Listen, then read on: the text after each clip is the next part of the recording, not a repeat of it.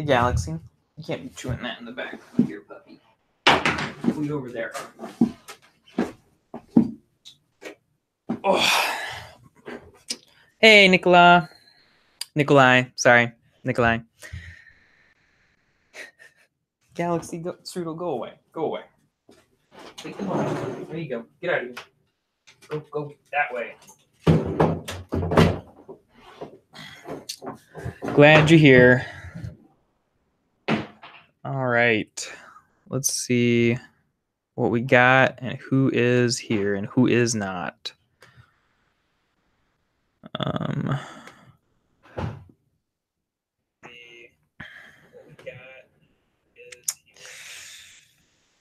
Do. Who is not?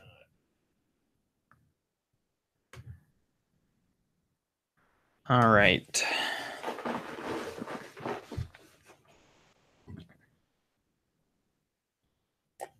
I'm sure we'll have a couple of people showing up here. Hey, it's Martin. Welcome, Martin. Well, Martin, because you're here, let's go and take a look at your lyrics. Oh, and Nikolai's here too, so both of you guys. Let's see. You guys having a good day so far? All happiness and smiles. All right, good, Nikolai. Glad to hear it. I don't know how. Sometimes Nikolai will respond through Google Doc. He types the words. So if I respond to Nikolai and you haven't heard anything from him, that's why. Martin just woke up for this. Okay, so that is actually a trend because a lot of times when people do this, like that's the thing that like everybody says is, yeah, I just woke up for this. So that's really great to hear. I'm glad that you are here. I'm going to go ahead and comment this. I think I forgot maybe to share this in the Facebook group, so I'm going to go and double check. Let's see.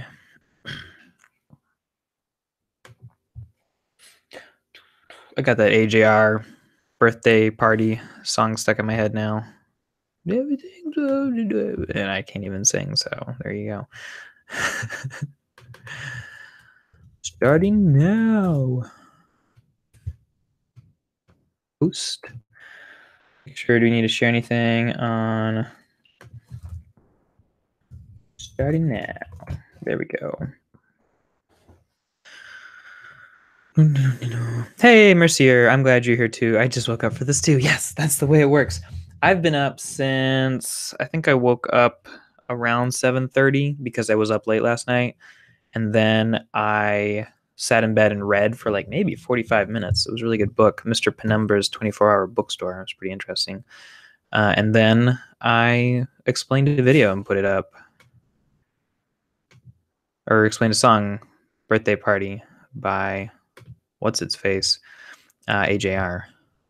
Hey, there's a third person here. Who are you? Who's watching this? Show yourself. You can't hide from us. And I swear we'll get started soon here. It's India, here to listen. Gonna try to get through this. Yeah, I'm so sorry about the headache. I really hope you feel better. That really sucks. And not just a headache, right? Like a migraine. But yeah, we are glad you are here.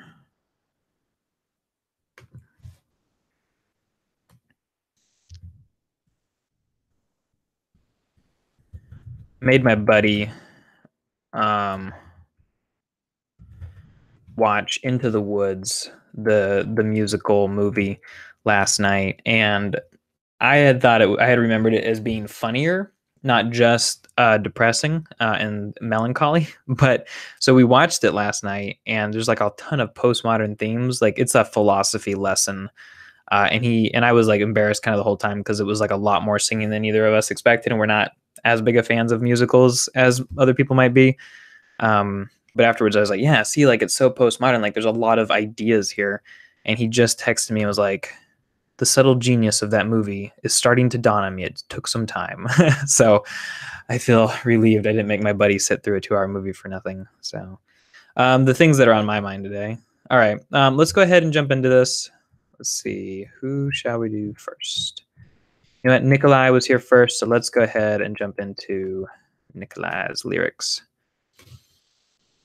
And as usual, we're going to give priority to people who are here currently because you guys are cool. If you're like, hey, I've got to go soon, let me know and we can bump yours up the list if it's not already going to be bumped up the list. Because I want to make everybody happy, you know? It's just kind of, you know, I'm a people pleaser. All right. Application window. There we go. Now you can see the screen. Okay. So let me get Nikolai's lyrics copied and pasted. Nikolai. All right.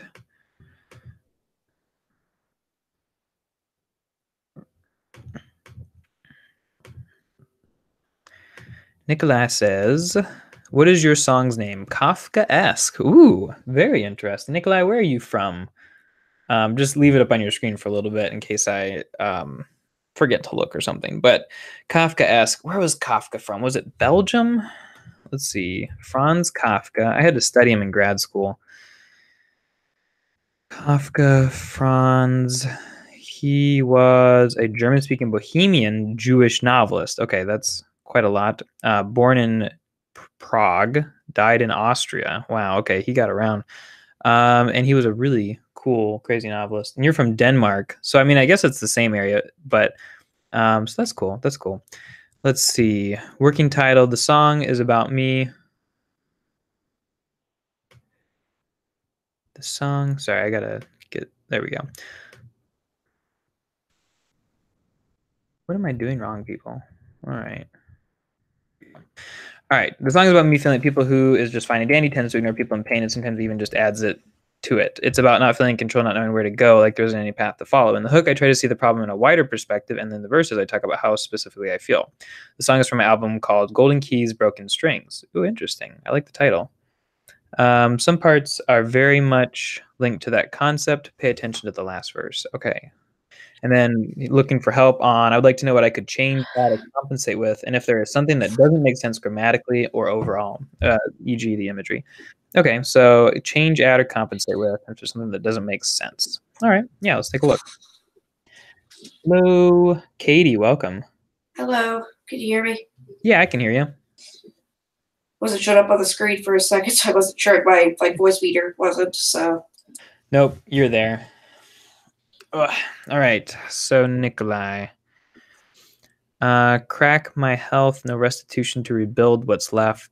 So I give up and walk away. But these harpoons from the past penetrate my back, send me back. I can't advance them like Frank Kafka. I have my own ways, own taste. I'm powerless against your nonsense. I just wish both of us could see. There are a difference about being you and being me. I got a third eye that unravels to me. Why? These people can't see who's crumbling as they're passing by. You might just call it genocide. They feel so good they're hazed by pride and antagonized with needless fights. The lyrical quality here is high. I'm liking this. I don't want to live like this. I need a path. Don't lure me in. The darkness has to come to me. I stand still. Just tell me. Frozen, broken, losing, and confusing you. For my body's sake, I know my place. My rhymes are lame. Nope. That is definitely not true. Your rhymes are not lame. They're pretty good. If they are only near what I want to say, I'll be impressed if you calculate the opposition I oppose today. And then we get into verse 3, the last verse. I can't trust keys, leave unlocked doors to be. The strings bound me to earth. I neglected them. They care for me. Both made me feel how I'm supposed to feel, and I'm told you have to fight on your own, but if you fall, you're not alone. Ooh, I like that.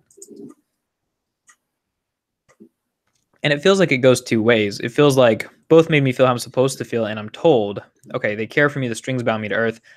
The strings, I can't trust keys. Okay, so that's referring to the album itself, the Golden Keys, and what did you say? The broken strings. Wait a second. These strings aren't broken. They care for you. They're holding you to earth. Both made me feel how I'm supposed to feel. So there's some good stuff there, and I'm told you have to fight on your own, but if you fall, you're not alone. Interesting. So the song seems to have two big ideas here. Like, number one, we have these people who have it all together who are ignoring you and making it, or ignoring people and making it worse for them. But at the same time, you're being told you have to fight on your own, but if you fall, you're not alone, which makes me somewhat wonder if your character trusts this statement completely. If you fall, you're not alone. Like, maybe would you be alone? Is there some possibility of that, especially if these strings apparently break at some point? Speaking of which, the golden keys, broken strings sounds to me like a piano, but I do not know for sure.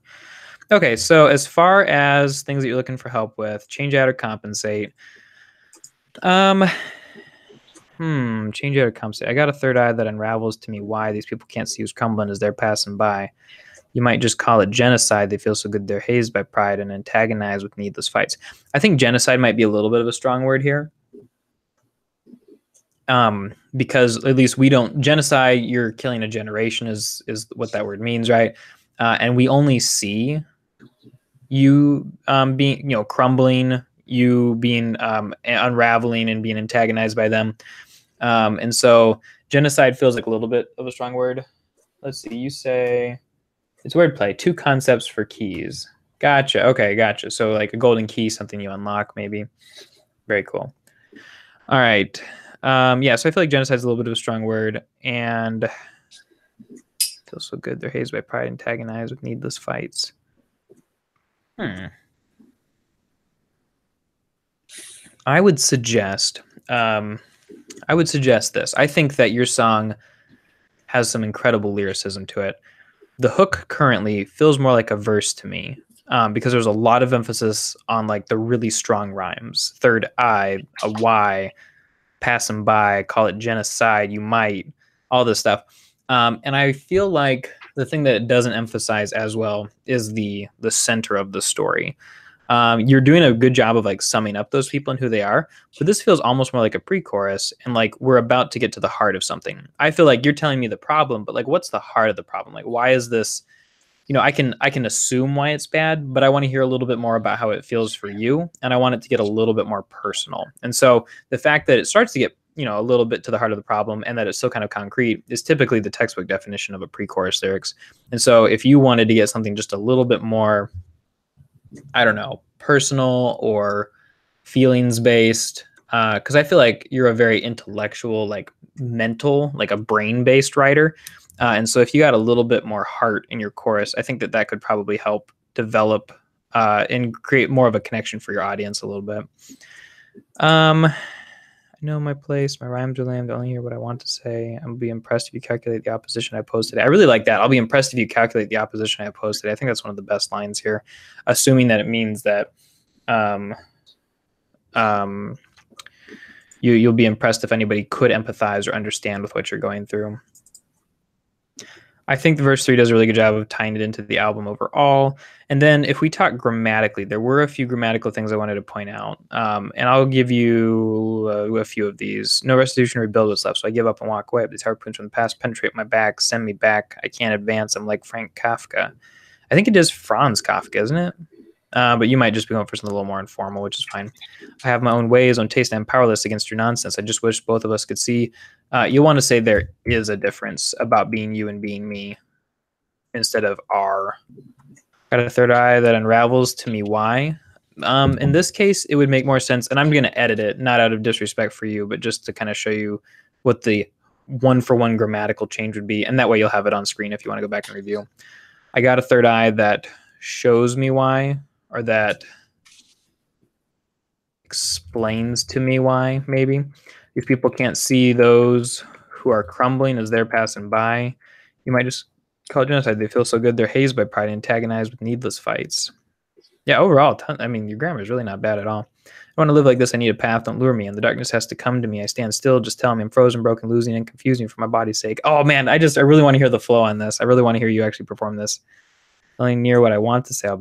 They're only near what I want to say. I guess I understand like why you would feel self-conscious about rhymes if you're like, I want to express this even better, and you've got like this idea, but you don't feel like you're quite there.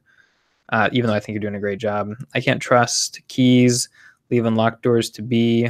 This feels like it's 2 sentences, like you would separate those thoughts, but the strings bound me to earth. I neglected them. They care for me, but both made me feel how I'm supposed to feel. I'm told you have to find your own, but if you fall, you're not alone. Yeah, other than that, your grammar's fine, man. Good job. As far as the images go, let's see. I really don't think that you do a bad job on the images. You got my body, my rhymes,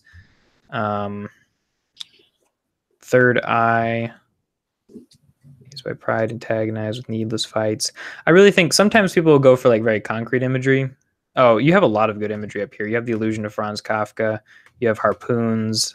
So I think it's good to have like those concrete images in there.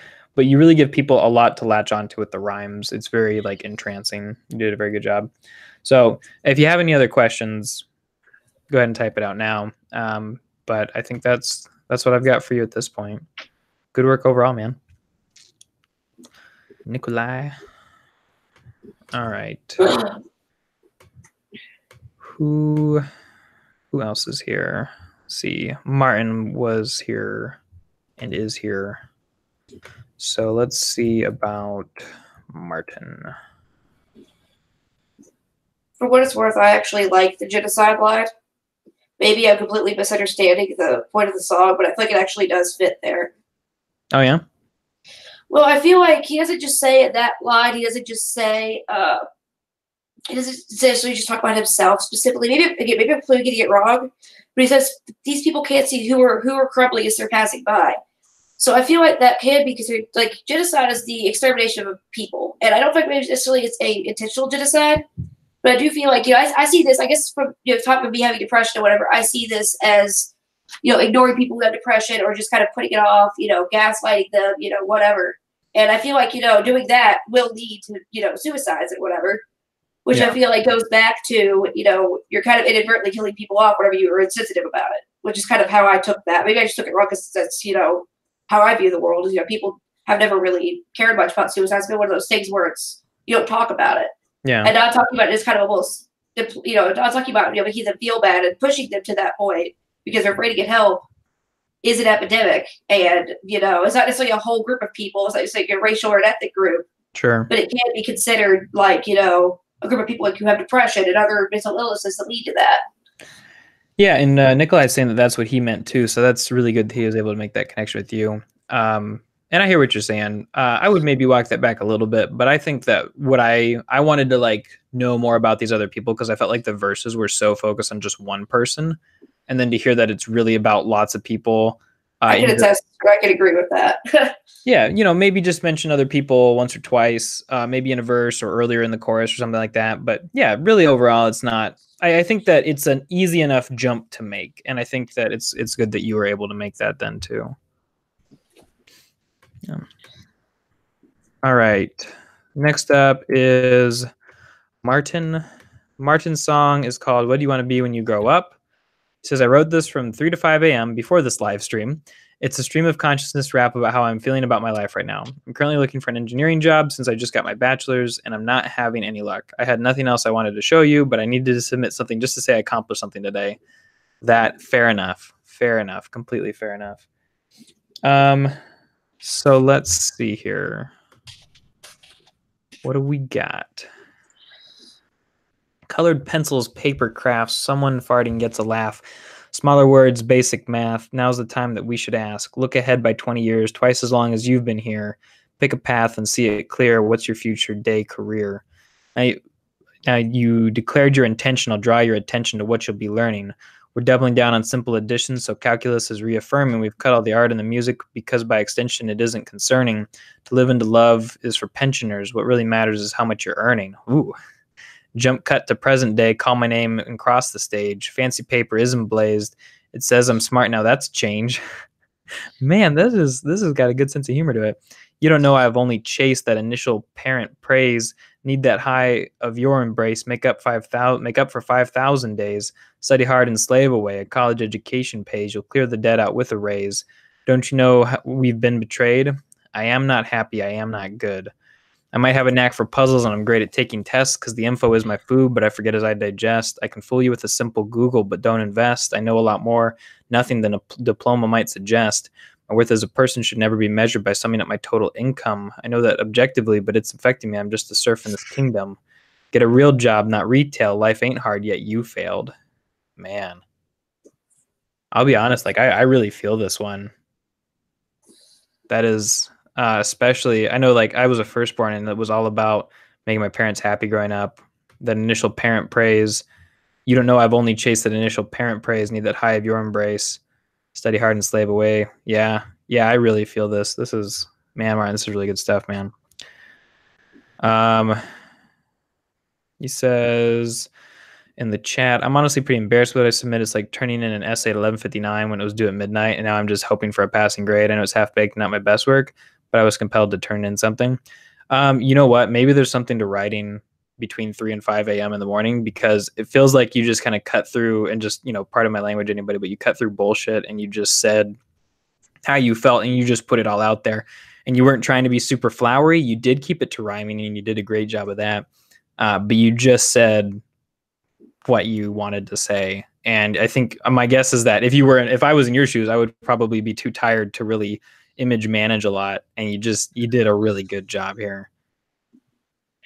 Oh my gosh. Yeah. Especially with a lot of like the concrete imagery, it's there, which I love. The rhyming's there. That's great. And you really tell a story. You slow it down, you speed it up. Part of me thinks that maybe this would make a pretty solid, like spoken word or something like that. Even though I'm sure you could put it to music as a rap or something. But yeah, no, good work. Super impressed. Let's see. It's pretty all over the place and has no discernible structure. If I decide to keep working on it, should I keep it that way or arrange it into something coherent? I don't ever write rap, so I love to know if there's anything wrong with it from a technical perspective. I think whether you should keep it or not, man, I want you to do this as like a spoken word or something, honestly. Let's see. As far as the organization goes,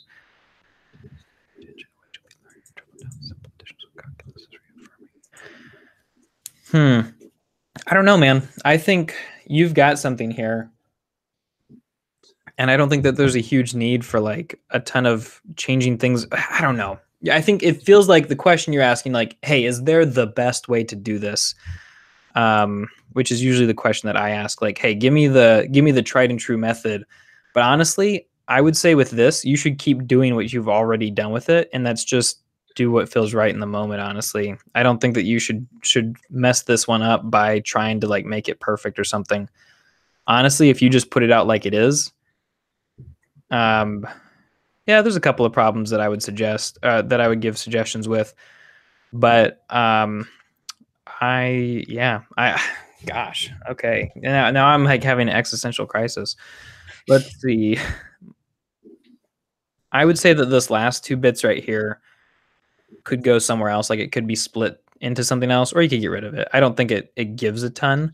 Well, actually, you do talk about jobs a lot. That mention of the retail yet you failed could go somewhere else. But I don't think it's a good ending because it feels like it's a continuing part of the story. Just a serf in this kingdom feels like the camera zooming out at the end of the movie. I'm just a serf in this kingdom, and we kind of like look back at the big perspective and we see that you're feeling lost. And I think that would be a much better place to end. The line, we're doubling down on the simple addition, so calculus is reaffirming. This sounds less like it's focused on the story and more like you're trying to find a rhyme or something like that. But it might just be me not understanding math speak. Cut all the art and music because by extension it isn't concerning. To live and to love is for pensioners. What really matters is how much you're earning. Yeah. Oh man, I love that. And then the fact that you say jump cut when literally you are doing kind of a visual jump cut within that. That's pretty solid. I really like that. Yeah, and you do a great job of putting the question forward in the beginning. Gosh, come on, Martin. The only reason that it's ending is because that's when I was too tired to write anymore. Man, my goodness. Really trying to, let's see. From a technical perspective, I don't know. I would just try to find a beat that sounds good to you. There's lots of free ones on YouTube, and just try to like go through it and see what kind of a flow you would put it to. Colored pencils, paper crafts, someone farting gets a laugh. If anything, I'm trying to think of how you could twist that rhythm a little bit. Colored pencils, paper crafts, colored pencils. I don't think.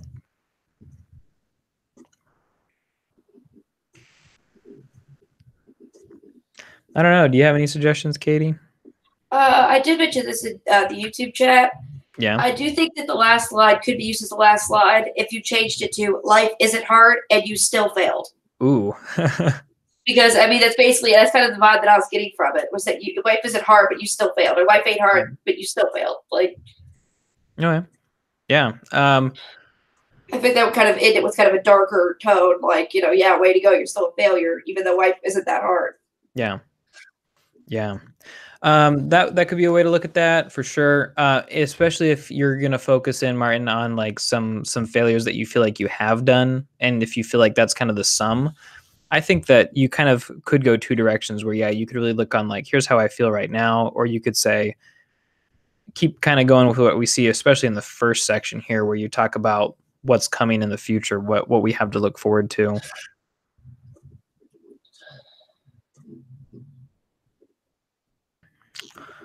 I would also change calculus to like algebra, because whenever you're in school, like calculus isn't often something you take.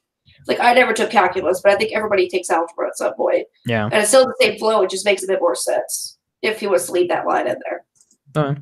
Yeah. Yeah. And Nikolai says that he likes the whole math and education theme. Yeah, I think that is good that you stay pretty consistent with that. And it's definitely something like right now we're getting ready to graduate a bunch of people at my school. And I'm sure there are tons of them who are getting ready to have like these exact same thoughts right now.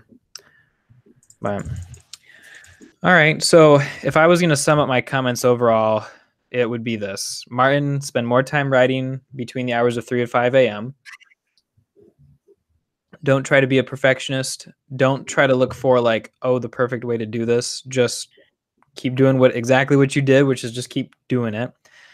Some of the phrasing of the wording in this area is a little bit confusing for non-math people, and also feels like it might be a little bit more about the rhyming than the story. You've got a great sense of humor throughout this. And then this last bit right here could either be edited or moved somewhere else. My personal opinion is that this makes a really great ending, but other people see some potential in this too. So that's where I'm at right now. I would go through, actually, you know what I would do is I would set it aside for 3 days and then go take a look at it again and see what you're happy with and what you're not.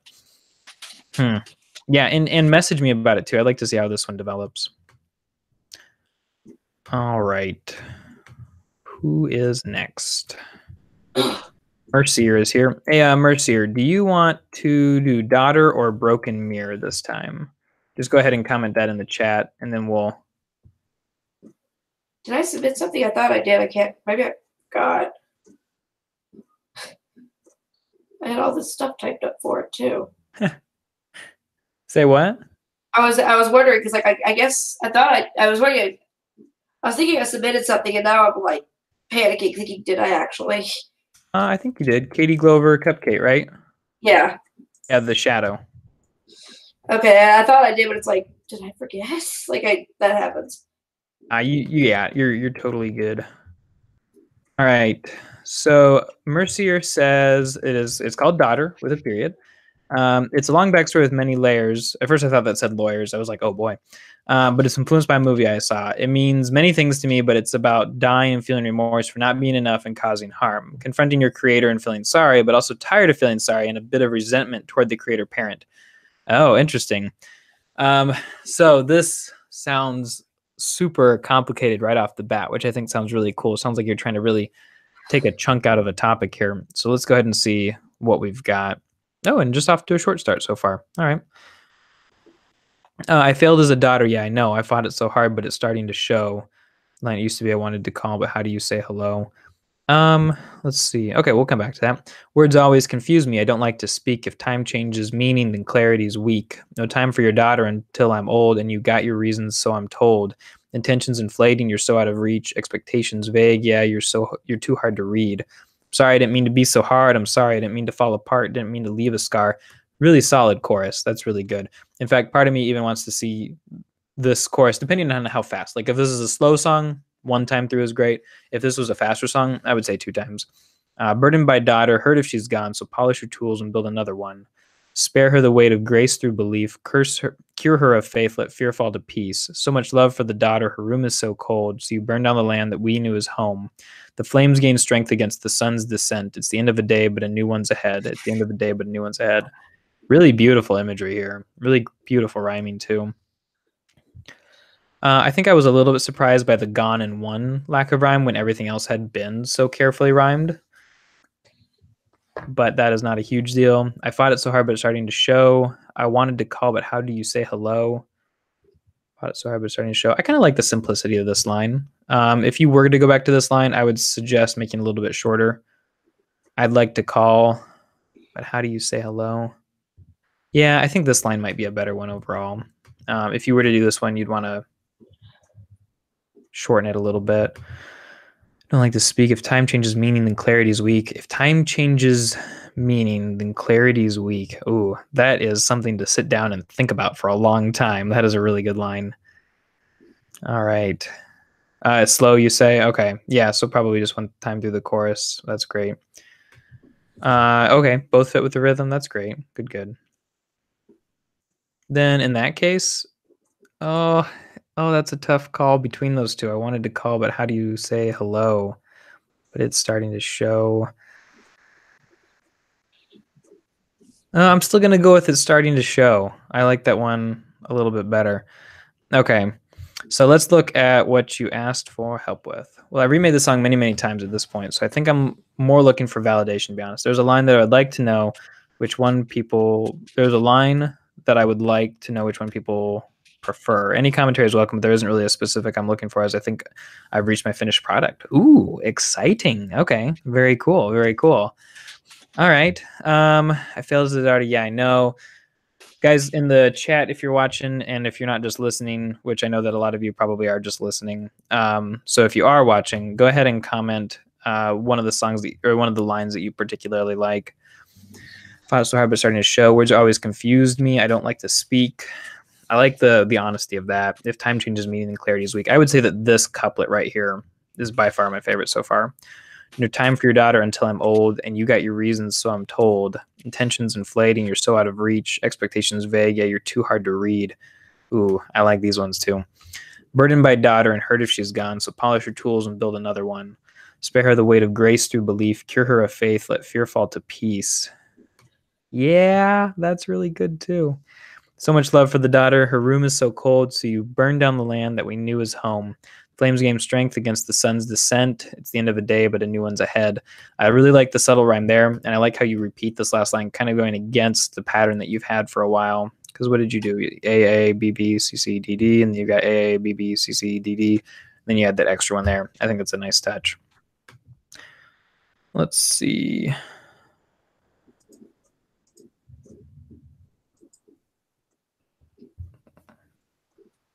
Yeah, I think this is really cool. Yeah, I mean, I know that you were kind of just looking to share it with people and kind of put it out there. It's kind of like you're sort of publishing it right now, right?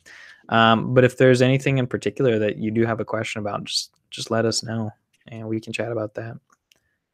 I think that you did an awesome job.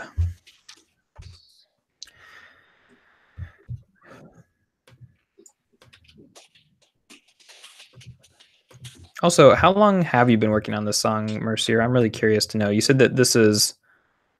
Oh, the last 4 lines are influenced by the movie. Yeah, let's go back to what you said about this. Let's see. It's long backs with many layers, but it's influenced by a movie. Dying from remorse for not being enough and causing harm. Yeah, and if you're talking about confronting your creator and feeling sorry, creator / parent, it could have religious overtones. It definitely has relational overtones. It's about dying and feeling remorse for not being enough. Wow.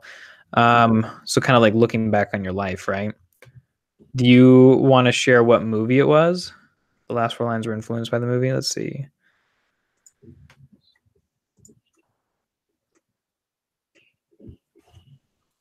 Man, I really do like that last line.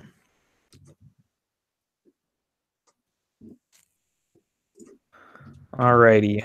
So we will go ahead and move on to the next one. And India is here. So let's see what India sent in. There we go. Age is just a number. Oh, interesting title. India's song, Age is just a number.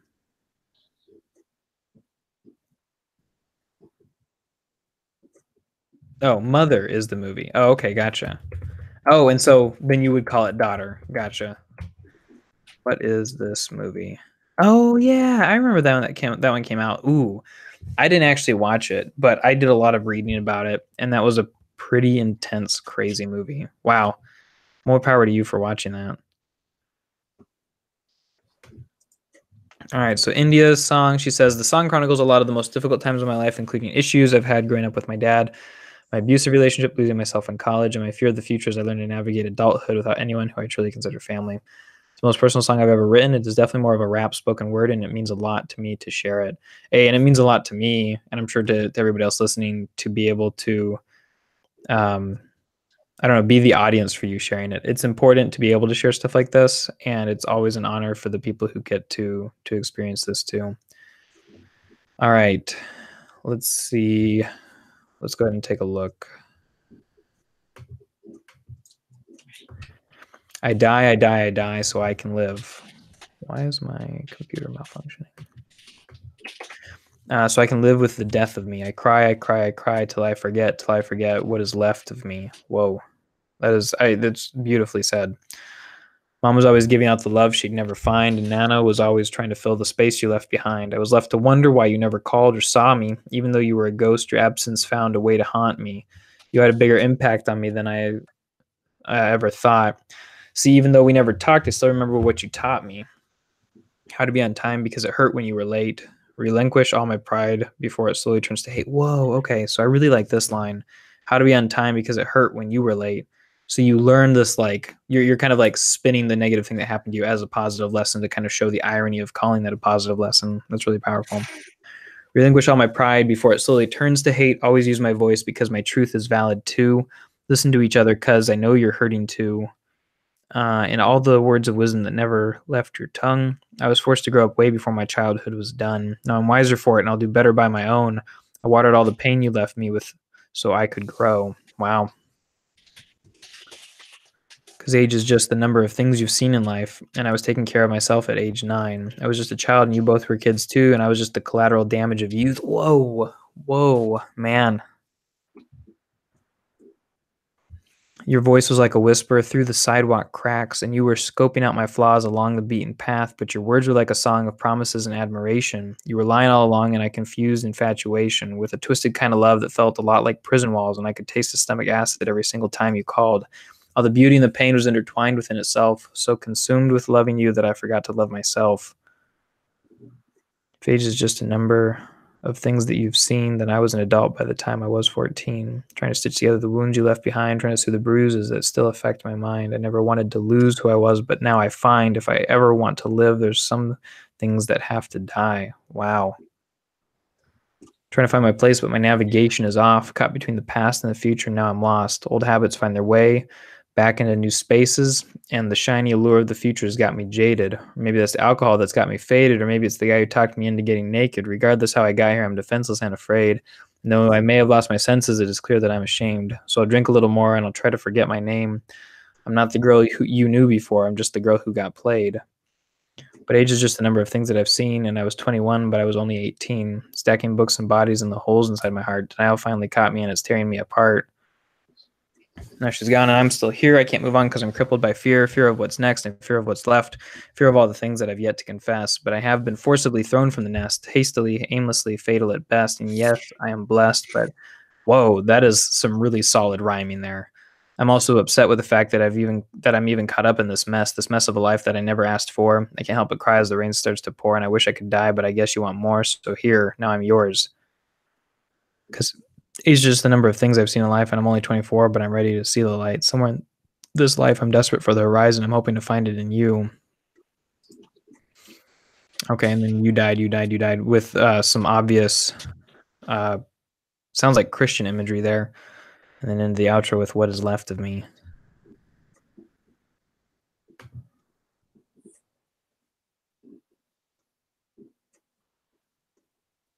Wow, that was super powerful. I don't know fully what to say. Your question, I would like to know what works and what doesn't. Is there anything that doesn't make sense? I never really know what to ask you, to be honest, but as always, I'm open to any and all feedback. I think overall, the concept is really tight. Like, let's just start from the top here. Okay, so conceptually, really, really tight.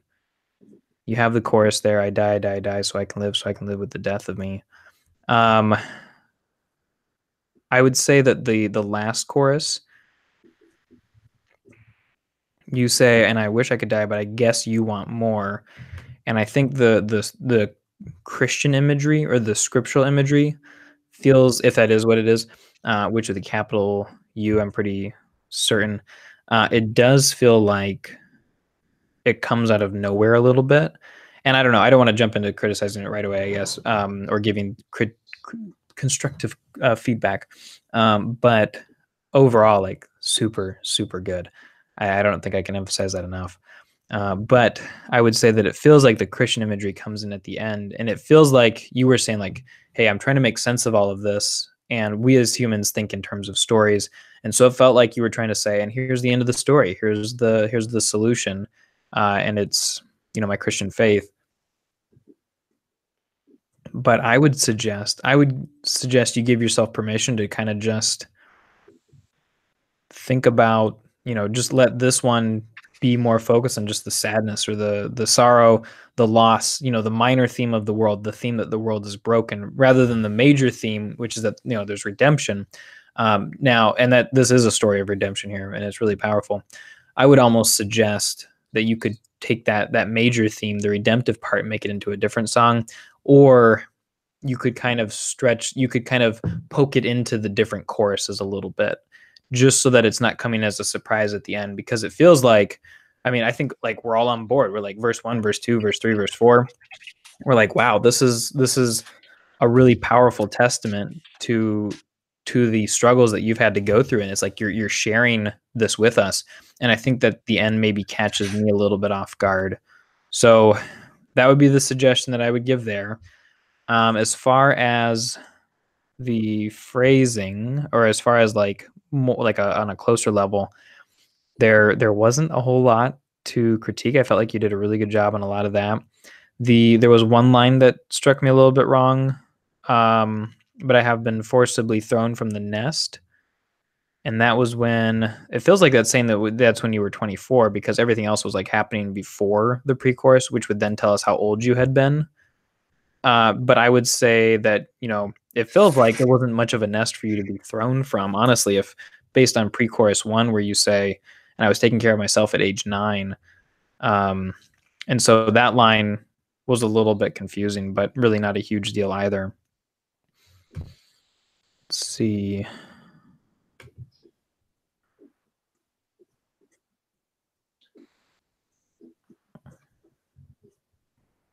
Okay, so I'm torn. Well, I don't know. I think, gosh, my students complain about having to write papers shorter than this. 756 words. Very impressive. So part of me wants to suggest keeping it shorter. I'm a fan of keeping things short and concise and collapsing things into a very powerful nugget.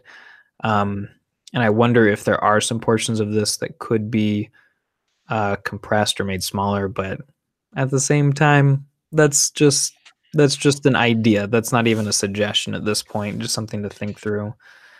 I don't know. Yeah, so I guess that's what I've got basically. Conceptually, it works really, really well. I think that the very end, this last portion, starting with, and I wish I could die, but I guess you want more, feels like it's coming out of left field a little bit, and so it might be helpful to tame that.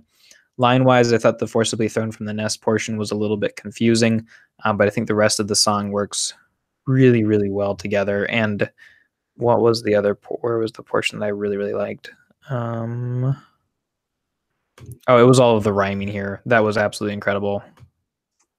I know that you started out when you first got here, India, you were talking about how like you just weren't used to some of that rhyming and some of that like you had never written a rap before or something, but when we read some of your lyrics, we're like, this really sounds like a rap. And so like you did it over your ukulele, and that was really cool.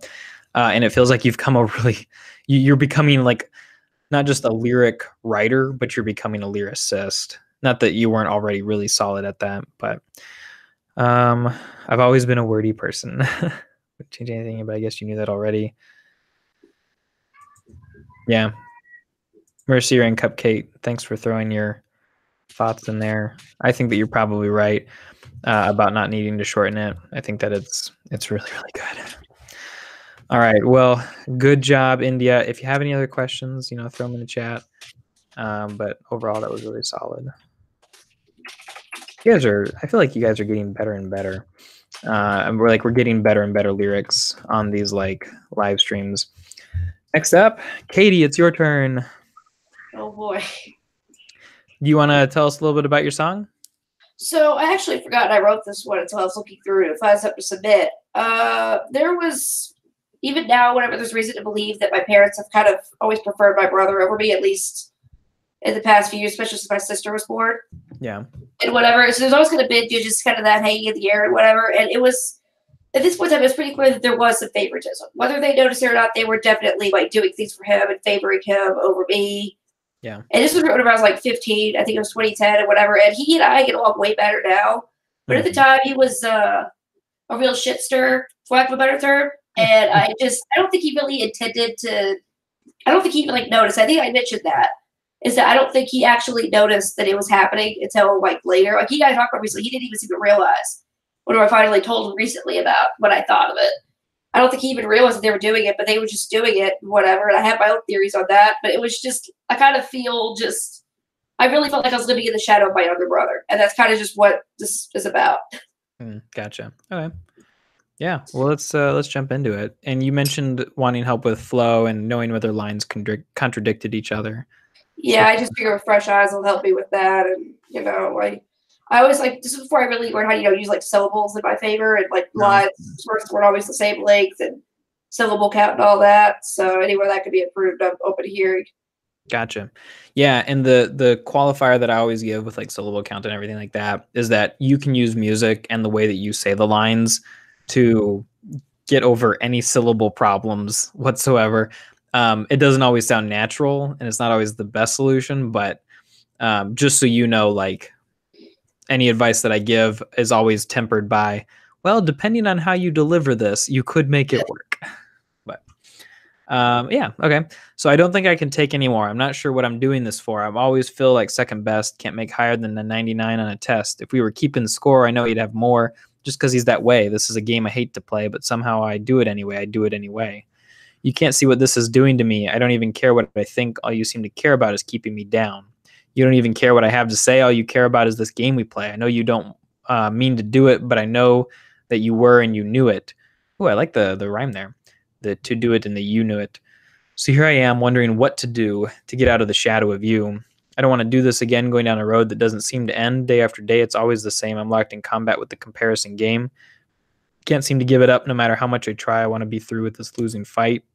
This is a game I hate to play, but somehow I do it anyway. I do it anyway. And then it's game over. It's not even real. I know this isn't how you feel. It's not a game. No one can win, and yet we both will in the end. All right. Is this the chorus right here? Yeah, I actually should have labeled it better than I did. Okay. That was my bad. It made sense. It made sense. This thematically, it made sense that this would be the chorus too. So, yeah. I don't see a lot of stuff that is necessarily contradictory. I think you're solid there. There was nothing that jumped out. Is this a bridge right here? Yeah. Okay. Cool. I did the verse, chorus, bridge, chorus for that. That was pretty formulaic of me. Oh, I did some branch out after that. Nothing wrong with doing what works. Yeah, let's see. Okay.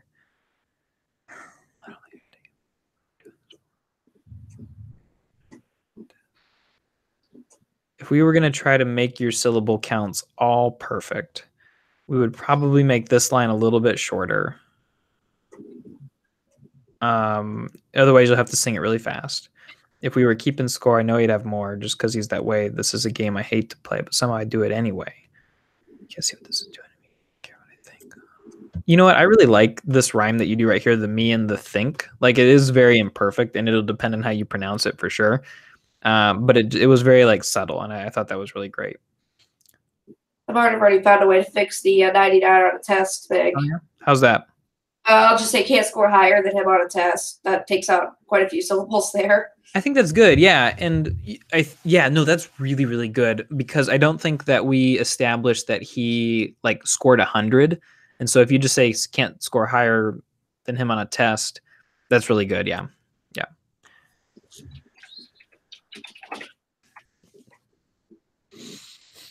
You don't care what I say. All you care about is this game we play. Care what I have to say.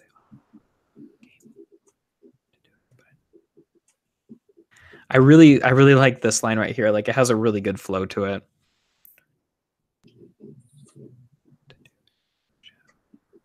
This one right here, I think, is a little bit clunky.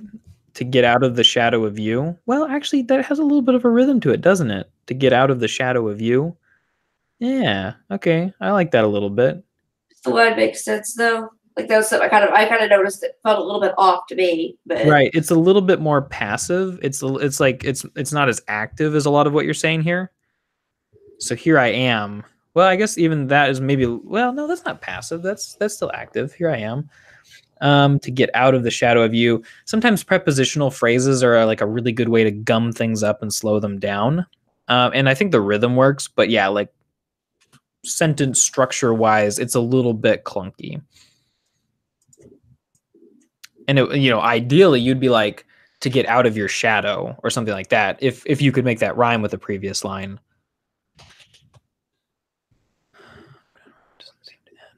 I would shorten this line right here a little bit too.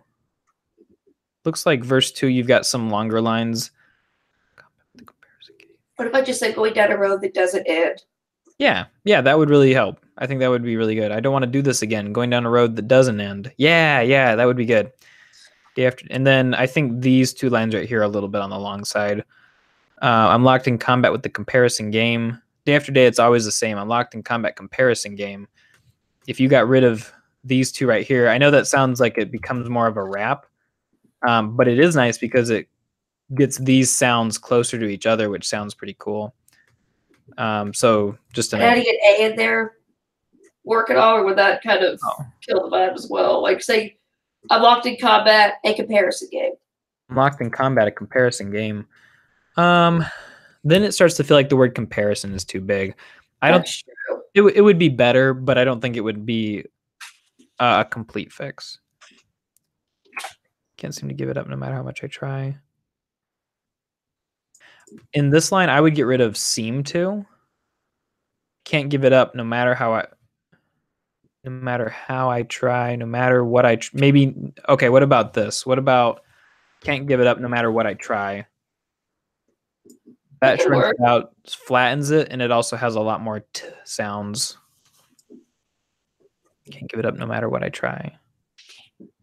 No matter I try. Like I still really want to get rid of the word what too. Can't give it up no matter I try. I'm locked in combat, a comparison game. Can't give it up no matter what I try. I want to be through with losing this fight. Yeah, it's not so bad. Yeah, I would cut out seem to and then at least replace these with a single word. Taylor, welcome. Hi. How's it going? Hi. It's good. It's going good. It's morning. It's early in the morning for me. So. Yeah, are you on the West Coast probably? Yeah. Gotcha. Oh yeah, hey, you sent in a song too. Wonderful. Yeah, I did. Yeah. Awesome. All right, so back to your song then, Katie. I want to be through with losing this fight. This is a game I hate to play. Okay. Let's see. I think you're better at flow than you gave yourself credit for. So here is what I would suggest. Remember how think and me were kind of like an imperfect rhyme for you? Yeah. I think you ought to try something similar with this line right here. This is a game I hate to play, but somehow I do it anyway. It would make. What if you tried something like I hate to play this game, but I do it anyway? Now the syllables might all be, there might be a better way to like organize the syllables. But when you say I hate to play this game, it gives a lot more power than this is a game I hate to play. What if I say I really hold on? if I added really in there. Like if I say I really hate to play this game. Yeah, then there's not a problem with syllables at all. Yeah.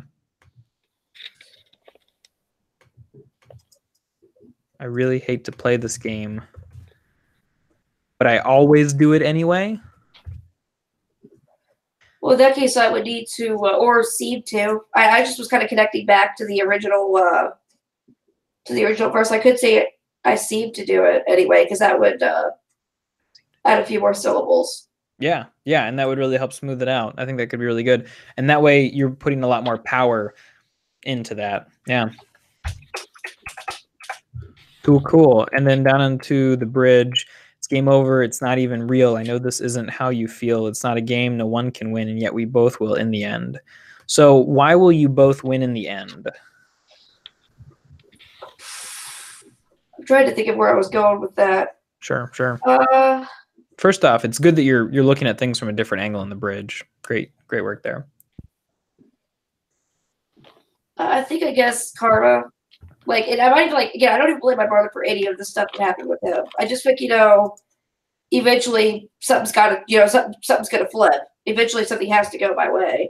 Yeah. Okay.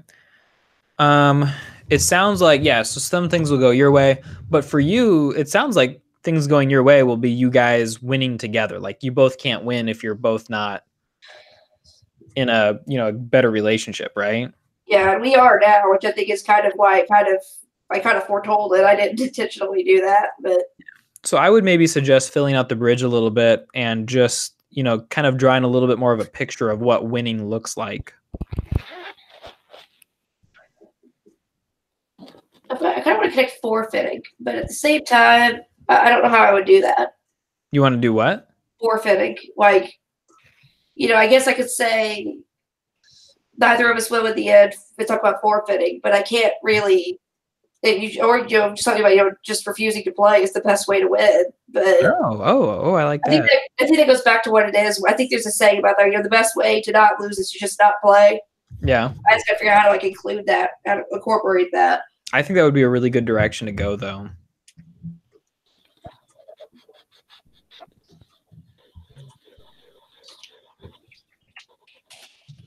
Yeah.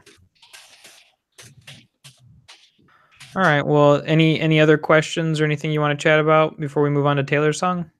I don't think so. I'll try to figure out that last line. I might post it. I'm already editing as I go, as we're talking. And I'm going to see if I can figure out that final line to go. The best way to not lose is to not play. Yeah, no, that would be feel free to post that. I'll give some feedback there too, and hopefully other people have some other good ideas as well. All right, cool. Cool. All right. Thanks for the help. Yeah, thanks for sending a song in. All right, Taylor, you ready? I don't know. Ready as I'll ever be. Let's see. Quick shout out to those watching. If any of you are, just say something real quick so that I know, because we're coming to the end of people who are watching. Okay, what I mean to say. Sorry, I still am tired apparently.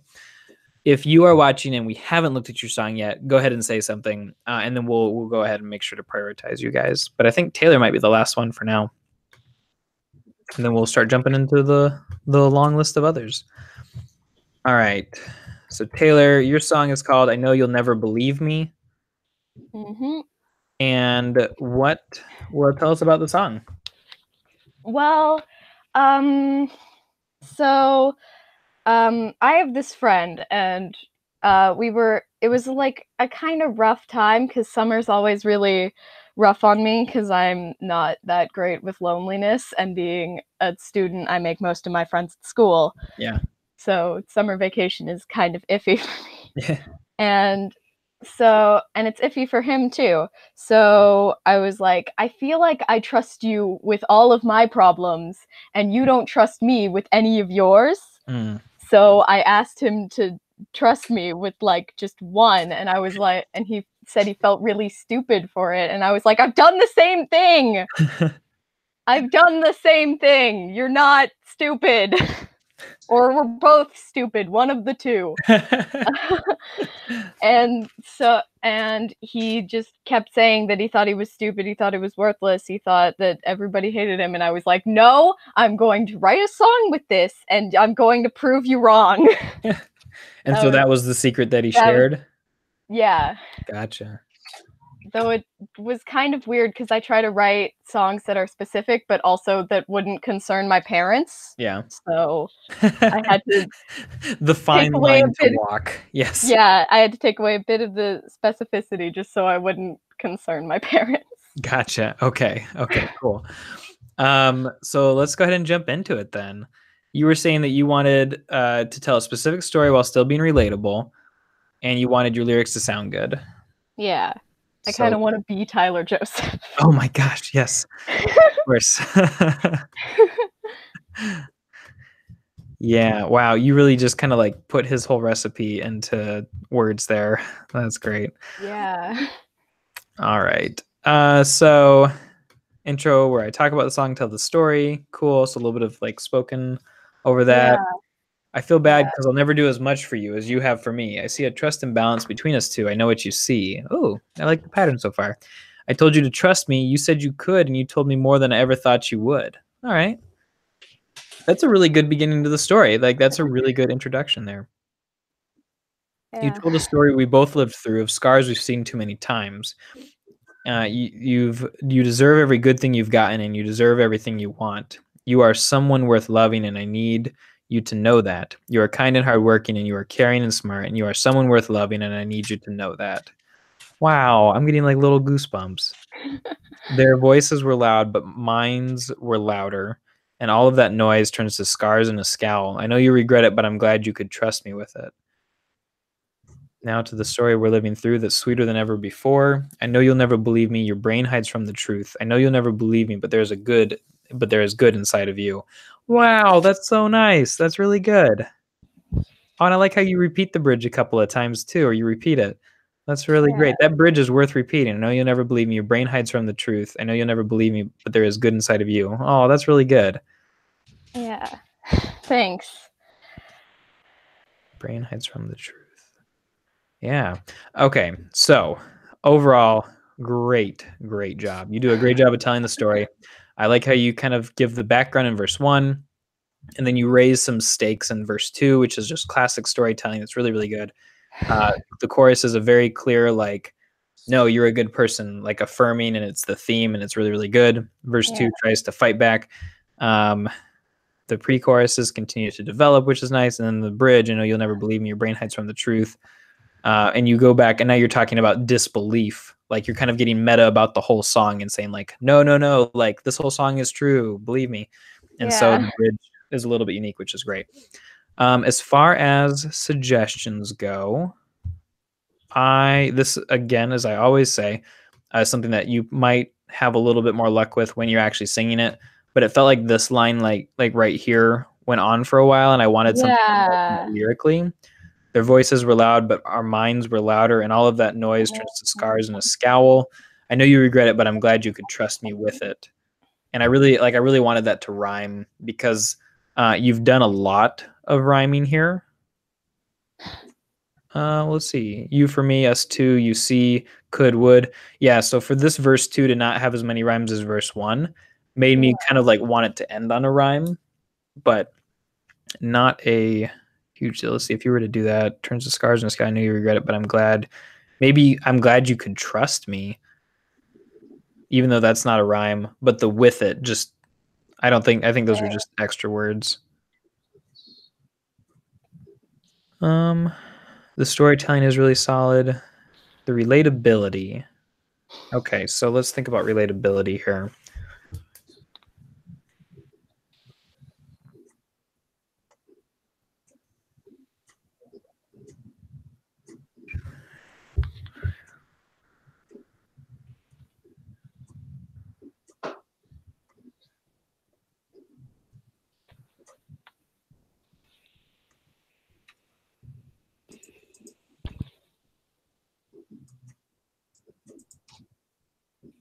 Man, no, I think I'm trying to think.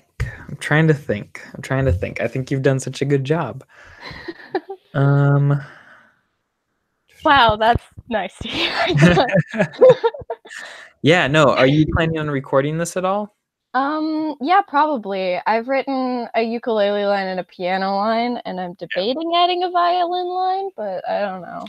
You should definitely share it with the group. I'm sure everybody would really enjoy hearing it. For what it's worth, I find it relatable. Yeah. Okay. There we go.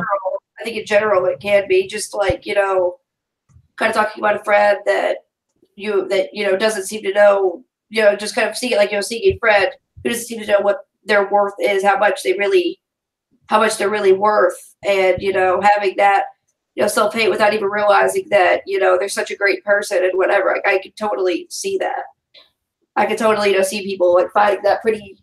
There's always everybody's got that friend who doesn't know their true, who doesn't know how good they are and whatever. Yeah. And like, I feel like I need to hear it myself sometimes. Yeah. Same. You mentioned the trust imbalance between us two.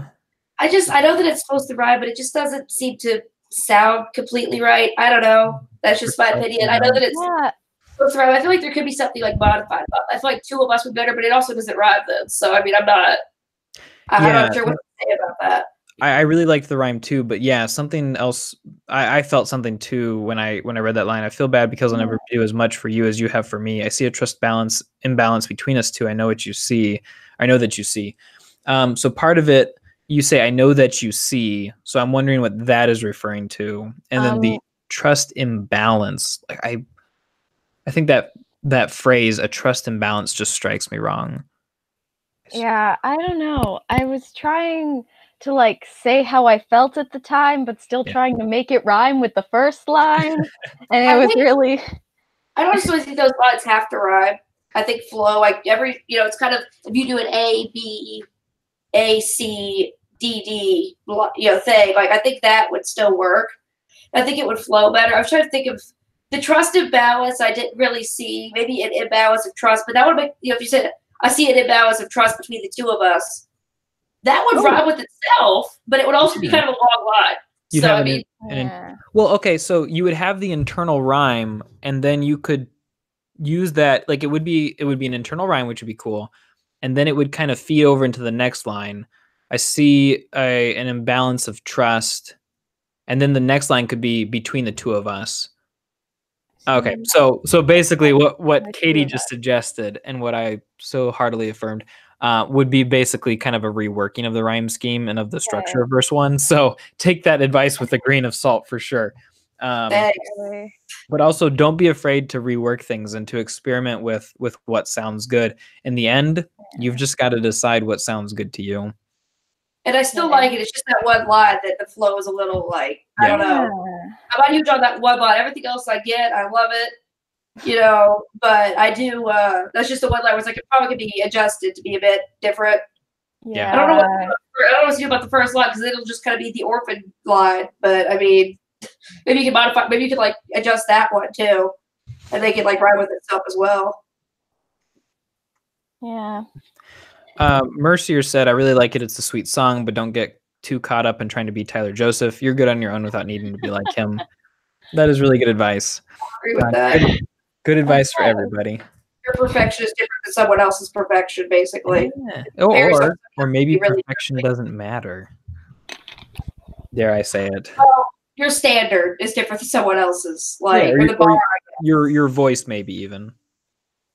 Okay. Yeah, like it's different. Like what I consider to be great is different than what somebody else considers to be great. It's all going to be objective. Yeah. All right. So overall, great job, Taylor. Did you have any other questions we could help with?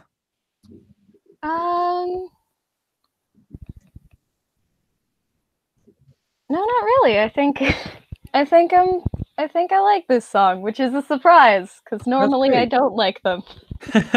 No, you did a great job. Katie, thanks for all the good feedback you've been giving to people. I like helping, so. And Taylor, as long as you're here, feel free to chime in if there's something that you want to give some suggestions on too, okay? Okay. Cool. Or if you just want to say something nice, that's cool too. All right, Jeremiah is here. Welcome, Jeremiah. Good morning. Even though for me it's the afternoon right now. But your song is Under Still, and I'm going to go ahead and type it on here so that people can see it because it's. I mean, yes, we'll have to walk because nobody's going to drive us. Wait, don't you have your learner's permit? No. Taylor, is that your little brother? Yes, it is. Isaac, even if I had my learner's permit, I couldn't drive without an adult, and I couldn't drive with you in the car. Actually, you might be able to if they're a sibling. I don't know, it depends on the state, but you might be able to with them in the back seat or something. Whenever I was practicing driving, my brother and sister were always in the car, but let's not get into that. Yeah. Just in case that's not something you're supposed to do. Isaac, we're not going home yet. Tell your brother hi from us. No offense is meant. If we have to jump into a song and just stuff's going on in the background, I might mute anybody, but you can always just unmute yourself right away as soon as the noise is gone. At 14, and they should let people drive with kids. No. Oh. Do you want me to kill you? Cars are like the deadliest thing. Why would I never drive with Isaac?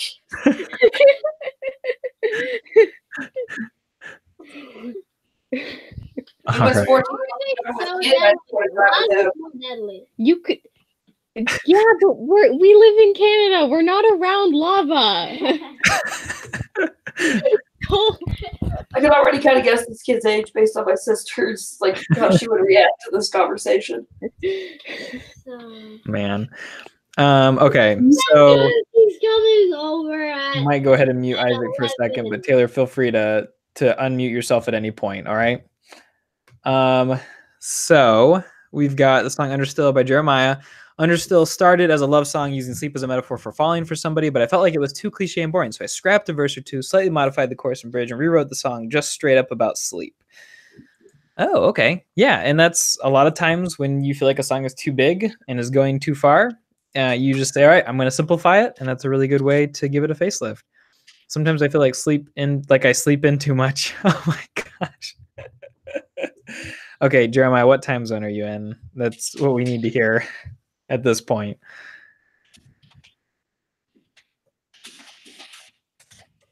Let's see. Okay. I feel like it's pretty relatable, so I thought antagonizing sleep might be an interesting premise for a song. I feel like some good lines resulted from the process. Hopefully it doesn't come off as too weird, and hopefully it isn't noticeable that I sort of stitched two songs together. I want the song to flow well and feel like it meant to be played in one piece. Pacific Standard Time, which means you slept until 9. Well, that's sleeping in a little bit, but that's not too bad. Not for Saturday. All right. My dreams are getting scarcer. Bed rest is becoming bland. As for me, I'm getting scared for reasons I don't understand. Ooh, nice.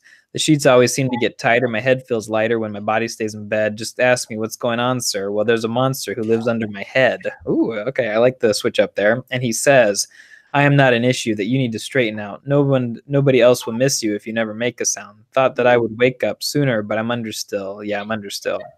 I set too many alarms because when I wake up, I forget just what kind of harm could fall if I submit to the power of my tired eyes. I spent too much time wondering why I can't fall asleep. Before I know, my vision goes and time is not as steep as it once seemed.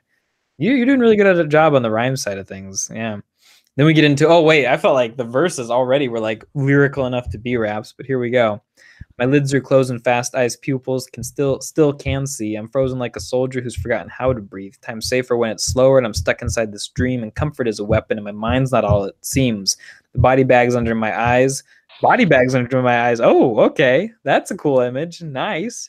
Can try to hide the time I've killed, counting all of the seconds by, trying to write the next self-repair lullaby. Whoa. Oh, I can't try. Yeah, I can try. And back into the chorus.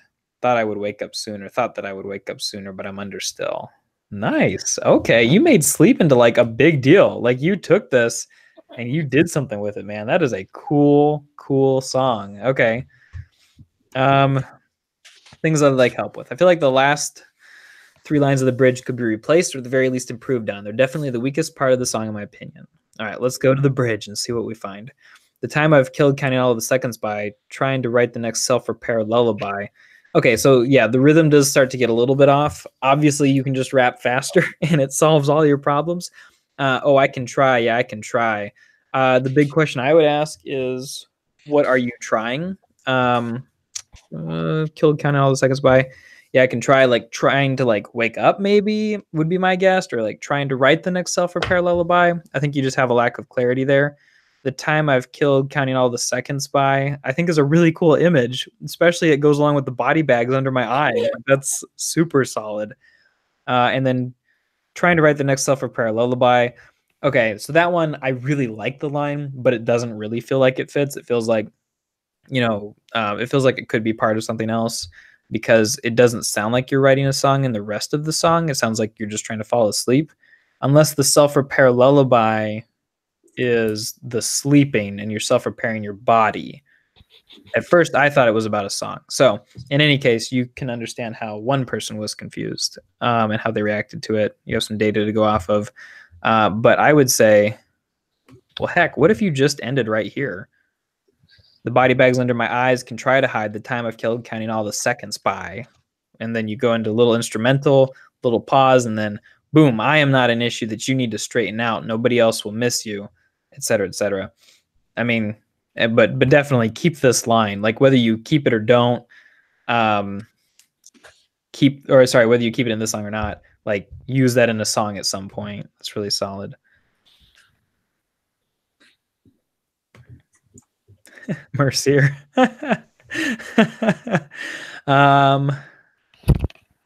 Yeah, self-repair lullaby is a reference to a song. Okay, good to know. A little bit out of place, sure, great. Okay, cool. The next thing you said is, I'd like to reduce the corny factor of the song as much as possible. Oversleeping is a pretty weird thing to sing a song about, and I don't want the song to come off as a full-on joke. Of course, any and all criticism is welcome. Give me your worst. Does it suck? Be honest. Whoa, honesty. No, it does not suck. It's super cool. As far as corniness goes, let's do another read through and see what we come up with. My dreams are getting scarcer. Better rest is becoming bland. Maybe better rest is getting bland. As for me, I'm getting scared for reasons I don't understand. Yes, super solid. My sheets always seem to get tighter. My head feels lighter. It feels like kind of a low ball or a low-hanging fruit sort of rhyme right here. If anything's getting corny, that might be it a little bit with the sheets always seem to get tighter line, which feels a little bit more like a common excuse. When my body stays in bed, just ask me what's going on, sir. Well, there's a monster who lives under my head. That's solid. I really like that. And he says, I'm not an issue that you need to straighten out. Nobody else will miss you if you never make a sound. Feels like it like gets super deep. Like, okay, it's about sleep, but now it feels like you're talking about sleep and kind of like, whether I get up or not, people aren't going to really care. And so it's like, it's got a lot of depth and a lot of weight to it. Thought that I would wake up sooner, but I'm under still. Yeah, I'm under still. I set too many alarms because when I wake up, I forget just what kind of harm could fall if I submit to the power of my tired eyes. Okay, so I really like the rhyming here, but it is confusing. And it feels like something where you could get rid of a couple of lines, add them somewhere else, straighten things out, increase the clarity. But it sounds really cool, right? So you got to decide what you want to do. I spend too much time wondering why I can't fall asleep. Before I know, my vision goes and time is not as steep as it once seemed. Not as steep is a little bit unclear. I can see where that makes a really good rhyme, but that line is a little bit confusing in maybe an unnecessary way. And then let's talk about the rest of the bridge. My lids are closing fast. Eyes pupils still can see. I'm frozen like a soldier who's forgotten how to breathe. Time's safer when it's slower. I like that. And I'm stuck inside this dream, but comfort is a weapon and my mind's not all it seems. Okay, so my mind's not all it seems. It seems like you're falling asleep and like you're thinking about all this stuff. And so that line seemed a little bit like it's referring to something that I don't quite understand the context of. So what is your mind actually like, or how am I seeing it wrong? Because I feel like you're being fairly clear the rest of the song. And then, of course, you know how I feel about these two lines. Et cetera, et cetera, et cetera. Thought I would wake up sooner, but I'm under still. Yeah, I'm under still. Solid, solid. You are doing what country songs doing, and you're using the last line as your title, but that's okay. That's not a bad thing to do. All right. Has Jeremiah said anything? Hey, Nova's here. Nathan. Recall of what the monster says. Yeah. I don't think it's corny. I feel like it could make more sense if the first line didn't imply you were having many dreams. In what way is the first part of verse 2 confusing? Is there a specific line that confuses you? First part of verse 2. I set too many alarms because when I wake up, I forget just what kind of harm could fall if I submit to the power of my tired eyes. It feels like you just have a lot of phrases latching onto each other. I set too many alarms. Okay, why? Because when I wake up, I forget.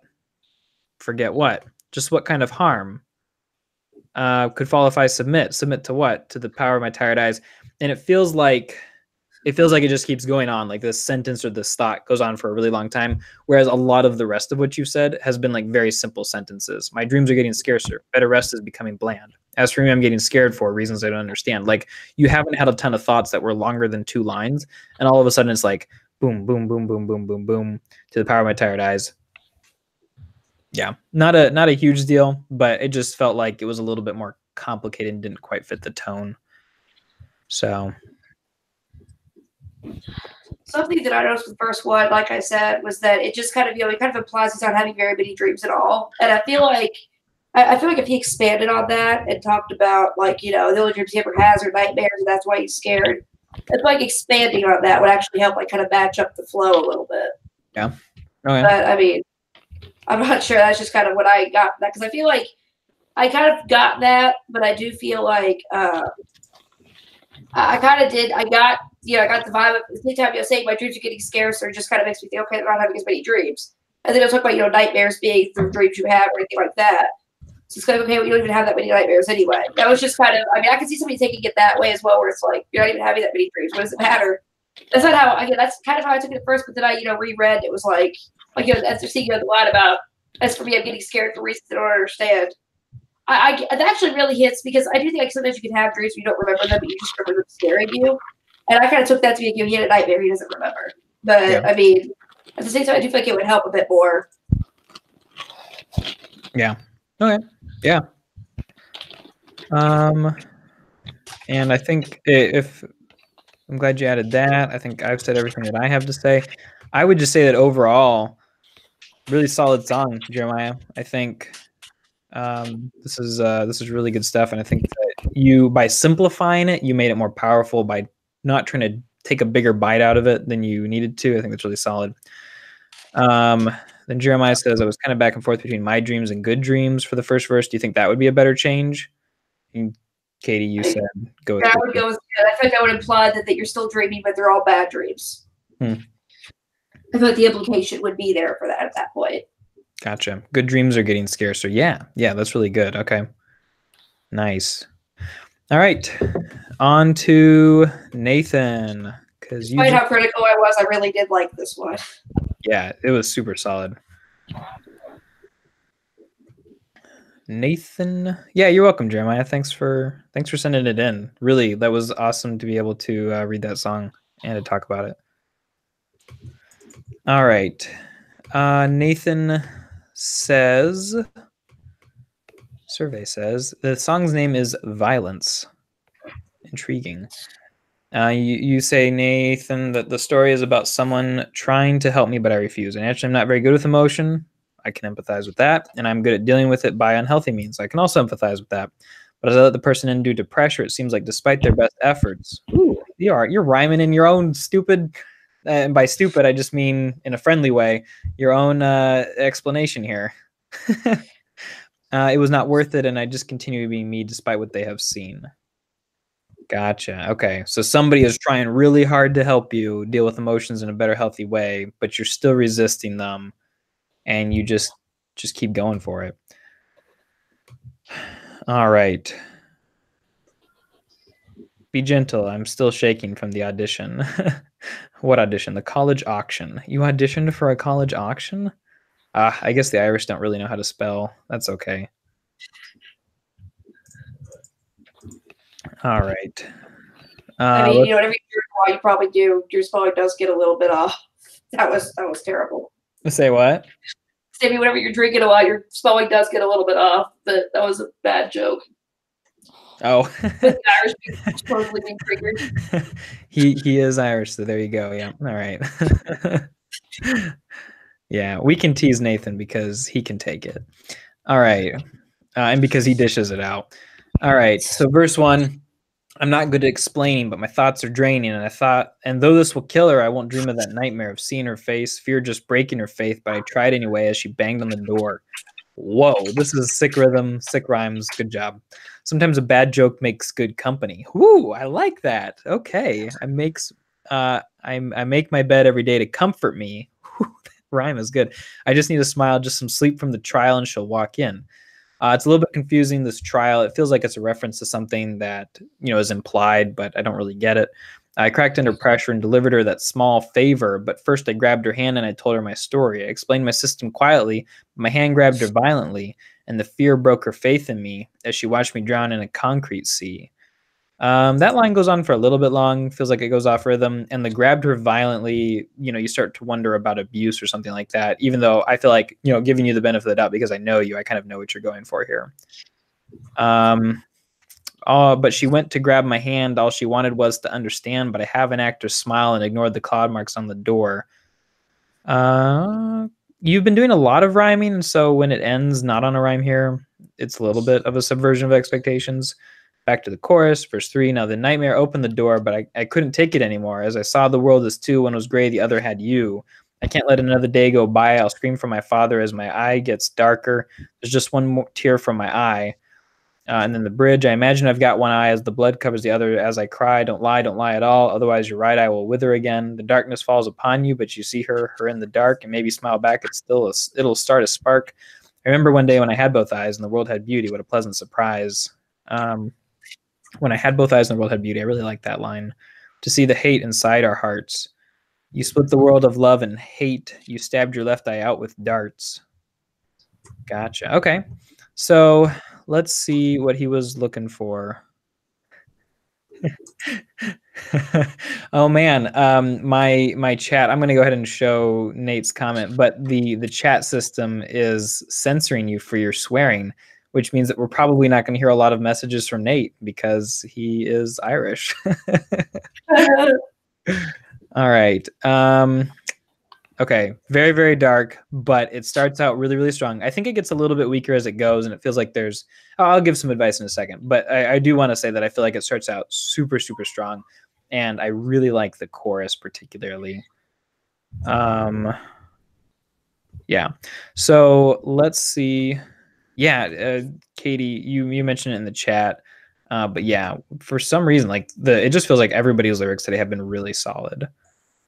So, two things: do people understand it? How can I write more fear into it? All right. So my advice for you is, I think that it is a little bit confusing to start out with.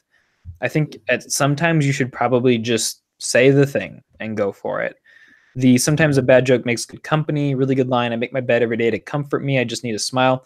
Makes it feel super personal. And then you get to the end, she'll walk in, but the she is like a huge part of this song. Like she's a super important part. And so I feel like you should say more about her in the chorus or the pre-chorus or something. Like she only really shows up in the verses. And if she is like a huge part of this relationship and this conversation, this topic, I feel like we should hear a little bit more from her, maybe lengthen the chorus out a tad. I would probably say adding, using the 10% rule for editing on this song. There's a lot of lines and a lot of stuff, and I think that you should go through and just draw a line through everything you don't love, about 10% of everything, and then condense and keep writing, keep filling out.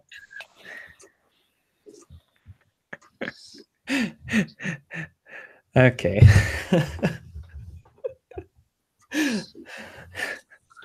I'm going to show your comment again. Hopefully there aren't too many children here. They can't stop swearing. All right. I'll keep moving here.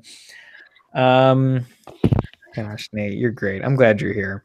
And I'm sorry that I keep calling you Nate. I don't know why. I just call you Nate.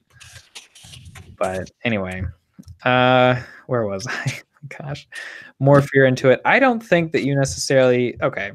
If you wanted to write more fear into it, you need to do more in the chorus. I think that needs to be where you focus on it.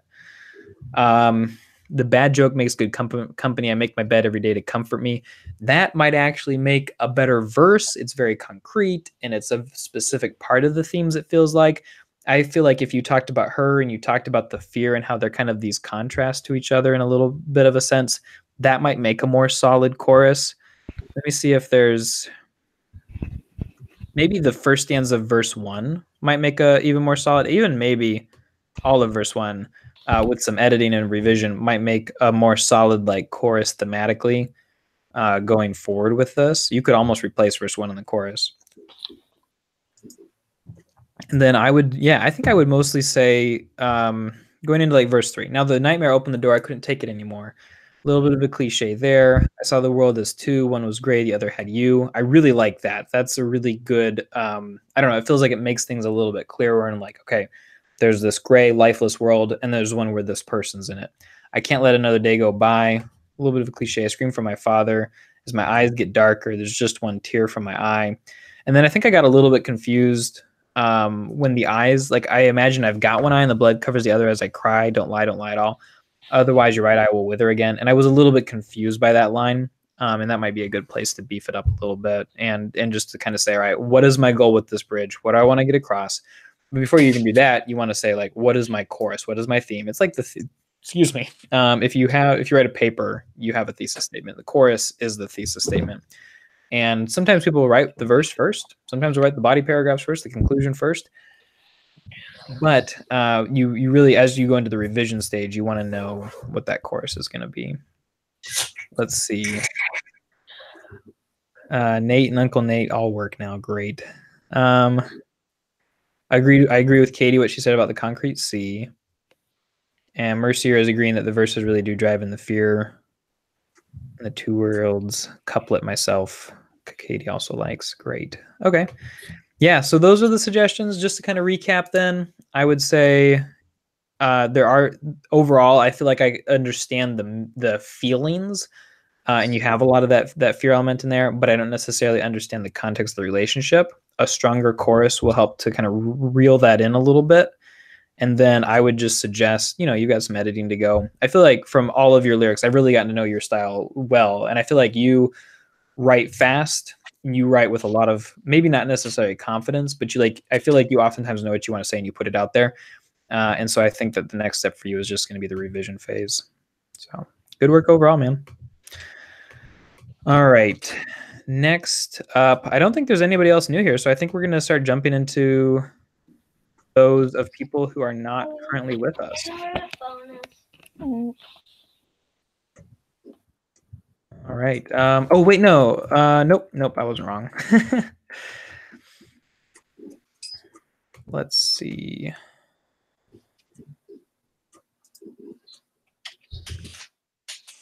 Two eyes each are different views of the world, kind of. Okay, gotcha. I think that's a cool image. I think you might want to develop that a little bit more, but that is a cool idea. All right, let's take a look. Sandra, what does Sandra have? Sandra's song is called Silence Full of Lights. It's just painting a picture of what I see when I look outside at my most depressed moments. Looking for help in the flow of a song and how to make a song interesting. All right. Well, first of all, telling a story from your own perspective is automatically a good way to make a story or a song interesting. So you're already getting that. Oh, and this is a shorter one too. Life must go on even though I stand still. At the very moment, I don't have to think about it tomorrow. Even though she doesn't rhyme, there's like good rhythm here. And it's, I don't know, it sounds really nice. Looking at, and just to point out too, you don't always have to rhyme. Looking at the streets in dim lights, nobody's there. What do you have to do at 3 a.m.? A silence full of lights. Ooh, I like that. There will be a tomorrow. Sooner or later, you will wake up and you'll have to get up and start your day. But for now, I'll stay here. Though it may hurt, this picture will not stay. People will wake up and start to race. So should you and so should I, because I have to start living. Man, oh my gosh.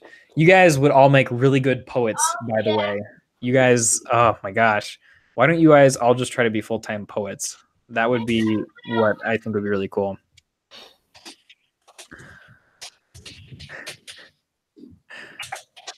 Man. Okay. So as far as what you suggested, the flow of a song, how to make a song interesting. You've got verse 1 here. Life must go on even though I stand still at the very moment. I don't have to think about it tomorrow. Part of me wants you to start with the chorus to kind of set that physical context. And then we get this.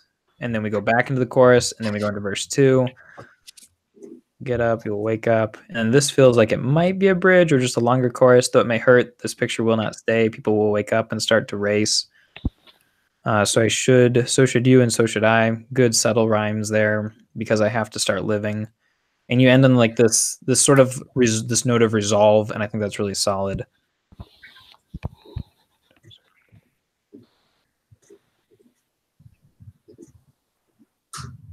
Now, if you're talking to a specific person, the you right here is appropriate. Part of me would suggest that you change this to a, and we'll have to get up and start our day.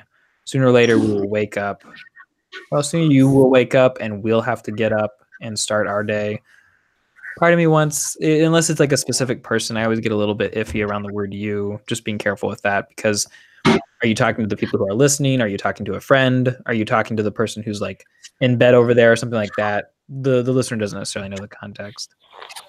But so I think your flow is pretty solid, though I would maybe suggest putting the chorus first. That's an idea to think about. And then how to make it sound interesting. The chorus is my favorite part for sure. Looking at the street in dim lights, nobody's there. You have to do at 3 a.m. A silence full of lights. I think that's super awesome. Like I said at the beginning, I think it's interesting just because it's your perspective on something and it's your story.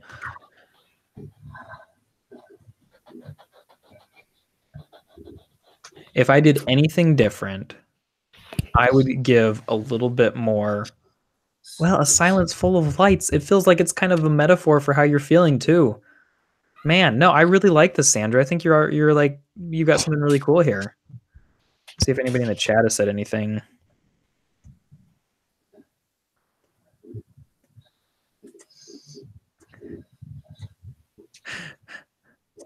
All right. Yep, that's what I've got for you, Sandra. You're off to a really good start. Let me know if you really like this one. I relate to it. Oh yeah? I find it just because I have, really bad depression or whatever. It just kind of, especially the bridge where it kind of seems to have a little bit more hope and whatever. Just like, yeah, I gotta keep going and whatever. I just, it's one of those things I kind of wish I would tell myself more often. Yeah. So I mean, I know I was out of the room for a few minutes for most of this, but I do think that it's something that I can relate to. I'm sure other people could relate to it as well. I'm not sure what the people will wake up and start to race thing is. I guess all I can think is race through life, but I feel like, yeah, or maybe like going to work or something. I just wasn't 100% sure what's up with that line. I guess that line did stand out a little bit because I felt like the rest of it was very like esoteric and very like observational, and then the start to race just felt like it came on a little bit stronger than the rest of the song, so maybe like the tone was a little bit different. There's also a bit of a slant rhyme. I'm sure it was kind of trying to connect to stay and race, and it can work, but it's one of those things where it's kind of a bit of a sketchy rhyme, I guess, where it may work, but it also may not, depending on depending on who's singing it, I guess. Sure. I mean, I think it's a decent line. I'm just not sure. I feel like maybe it should be going a little bit more depth on what it means. Yeah, no, I agree with you. I think that it could be fleshed out a little bit. Yeah. It's also a lot shorter than the rest of the lines, too. Well, at least the rest of the lines in that verse. So kind of like every other line is mostly like at least 5 syllables. I guess, though it may hurt, isn't, but I don't know. I just think the syllable count is a little bit like all over the place, especially in that particular verse, because it goes from 4 to 7 to 5. I don't know. Yeah, no, I feel you there too. I think I imagine that line being sung a little bit more slowly than the other lines, and so in my head it kind of works out. It actually does make sense. But it's kind of a change in tone of the whole song anyway. Yeah, definitely something to be kept aware of, though. I think, if anything, I'll leave you with, Sandra. It's just that the silence full of lights is a really cool image, and I feel like it's an excellent picture of what you're doing in this song. So, and I do like it, despite being a little bit critical of it. I do still like it. I do still find it relatable, and I would listen to it. Yeah, Sandra, if you record it, share with us. You got 2 listeners already. It's 2 more than I've ever had.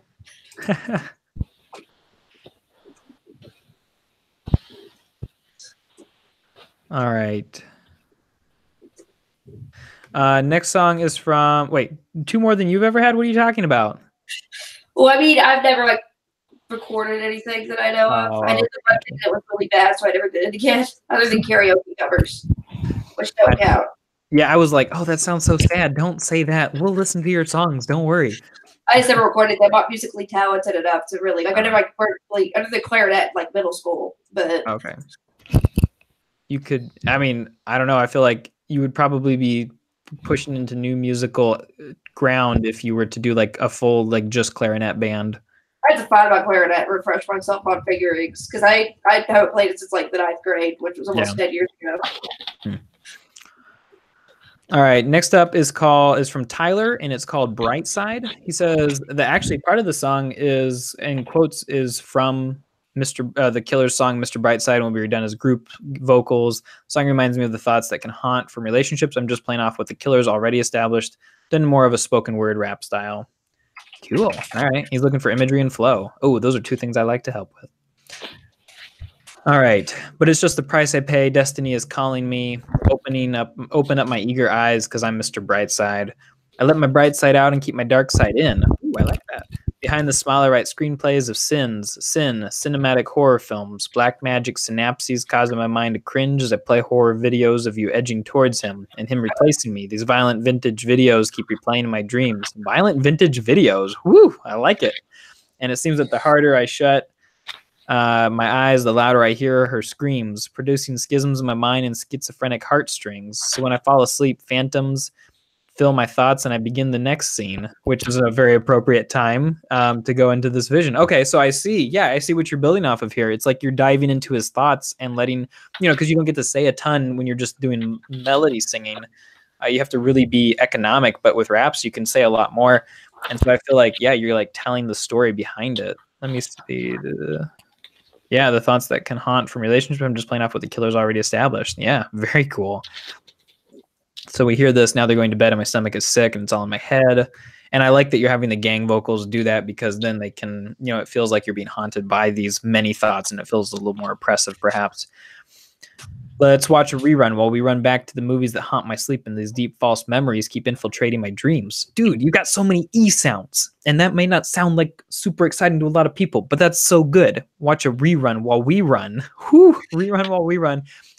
And with the W's too, let's watch a rerun while we run back to the movies that haunt my sleep and these deep false memories keep infiltrating my dreams. I can't escape the images I'm fed, watching you crawling into these strangers' beds. Whew, I really, really like this portion here especially. And dread fills my heart as I doubt my ability to comprehend what's real and face reality. Okay, so this part right here, what's real and face reality. I don't know, it falls a little bit flat, and dread fills my heart as I doubt my ability to comprehend what's real and face reality, as I doubt my ability to comprehend what's real and doubt my ability to comprehend or doubt my ability to face reality. It's a little bit confusing there. I think they were trying to match ability to reality. Doubt my ability to comprehend what's real and face reality, reality. Yeah, that could work. That could work. I think you're right. I contemplate the hurt and try not to embrace the possibility that I may act on demonic thoughts playing in the dark theater within me. Possibility within me. I feel like, ability and reality were supposed to go together, and probably possibility within me were supposed to go together. I feel like they come off a little bit weaker than some of the earlier stanzas, especially when you have like this really like intense portion right here. Sometimes it's better to like build up to something rather than to come down from something, because then you might set an expectation that isn't met later. And I just can't look. It's killing me and taking control. I'm subliminally committed cinematic suicide every night since the day you left me. Yeah, there we go. That's good. So is this all pretend or maybe premeditated revenge? Whew, I'm not sure anymore, but going forward, I would refuse to let another night hinge on some girl when we were 18 that walked out my door. Yeah, that's good. That's a good ending right there, especially ending on that strong door rhyme. That's going to be a fun word to say when you get to the end of that. And then, but it's just the price I pay. Destiny is calling me. Yeah, okay, cool. This is good stuff, man. Let's see. You were saying imagery and flow. Here's what I've got for you. So I talked a little bit about some of the rhymes there. As far as the imagery, I let my bright side out and keep my dark side in. I think you've got the cinematic horror films, the violent vintage videos, keep replaying in my dreams. It seems the harder I shut my eyes, the louder I hear her screams. Oh man, phantoms fill my thoughts, and I begin the next scene. I don't think you have a problem with imagery at all. Back to the movies, how I sleep. The false memories keep infiltrating my dreams. I can't escape the images I'm fed. Watching you crawl into these strangers' beds. That's really good. You've got that there. And dread fills my heart as I doubt my ability to comprehend what's real and face reality. I complete the hurt and try not to embrace the possibility that may act in demonic thoughts playing in the dark theater within me. The demonic thoughts playing in the dark theater within me. I think that probably out of all the lines, this line may just be my least favorite, just because I felt like there was a lot of expectation set here. And then the dark theater within me image. I guess that kind of goes along with the videos and the movies earlier, and now you're back to movies here. I mean, I kind of like that line because I You feel like like that line? it does connect back, and I know some songs are kind of all over the place, and this one kind of sticks to a theme. And I mean, it is a pretty long line. You know, it's kind of, I don't want to say word vomit, but there is a lot there. Yeah. But I do feel like it does. I do kind of like where, you know, they talk about how he's scared that he's going to act on, you know, all these thoughts that he has in his head. And I really like that. Yeah. Yeah, I guess you make a good point there. I think it is really important to keep that imagery consistent, which he does a solid job of. Yeah, because then you get cinematic suicide. And yeah, then I think the kind of movie goes, imagery is, you know, really a nice touch there that they keep up with it. Yeah. Nikolai says, it's a song that is kind of fun listening to. Yeah, I think a lot of that's because of a lot of the cleverness. Hopefully I'm right on what Nikolai is pointing out there. The flow. I think the flow, and also, you know, just the way that the word it's worded and the imagery, and just, it's a dark song, but it's one of those songs that would be really fun to listen to anyway, despite how dark it is, because it's just, it grips you. I want to know why Tyler asked for the two things that he needs the least help with, imagery and flow. You're your own worst critic. Say what? You're your own worst critic. Yeah, for sure. And he's definitely doing that. He kind of takes a break from the cinematic imagery for this last line here, where he kind of like comes in and is like, this is the main point, get this. And I think it's a good thing to do. Nikolai says it's one of those songs that is best the first time, and you wish. All right, we'll let him keep typing. We'll come back to you. Oh, wait, no, he's keeping on going. He'll keep scrolling. Wish you could listen to listen to it for the first time again. Oh, interesting. Yeah, I agree with that. I actually do think that it would be one of the songs that would be like, you just want to be able to hear it for the first time over and over again, because it's just so good. You don't want to lose that touch by replaying it. Yeah. Oh, I love. Yeah, Tyler, you just got compared to Breaking Bad. That is a huge honor. There you go. Nice. All right, Tyler, you know, I feel like I wasn't able to give you a ton of critique here because I think you're really in a solid place. Other people are saying Jeremiah was like, as a sequel to someone else's song, is that legally allowed? And yeah, you can sample songs. I don't know where that all goes into. I mean, I know that parodies fall under fair use. So I figure sampling might, or you might just like pay a portion of the royalties, but that's not, like, if it got published, maybe a portion of the royalties to whoever you sampled. But I'm not even certain if that's even like the case. I don't know much about sampling. I know with parodies you don't have to, because doing a parody falls under fair use. I'm not sure if sampling does, or if it like depends on the amount of lines that you use. I don't think using 4 lines from a song is going to be a big deal, but I don't know much about copyright law. Yeah, so Nikolai is saying that I think you can't use the exact recording, and that may, you know, all of the stuff you'll want to check with the lawyer for sure before you like were to try to make a profit off of any of this. I really liked what Mercier said. Oh my gosh, she was having so much problems with typing. The overall translation is, you should be a writer. Your words are like a filet mignon on my ears, for my ears. And then Nikolai, who apparently knows a ton about the legal side of things, says you need a mechanical license for a cover. There you go. Thanks, Nikolai. Okay, next song up is Corinna, who I think she Facebook friended me, and I get to see all, she's like posting pictures of going to New Zealand, and I'm insanely jealous. Here is what she said. The song is called Lifeline. And she says, I was going through a really rough period. I'm almost literally drowning in school assignments. I was almost literally drowning in school assignments and work, and I never slept, and I was always stressed, and I was about to about as close to depressed as I've ever been, and a run-on sentence is the only appropriate way to express this sentiment. Last semester was hard, fam. I was mentally just kind of gone, and I was in a terrible, terrible cycle of procrastination and staying up incredibly late or not sleeping at all to get things done. I really wanted to stop, but just couldn't figure out how. The song really just expresses that struggle and my desire to get out of it. Also, life is better now. I'm in Australia, and school here is so much more chill. Okay, nice. All right, let's see what you got.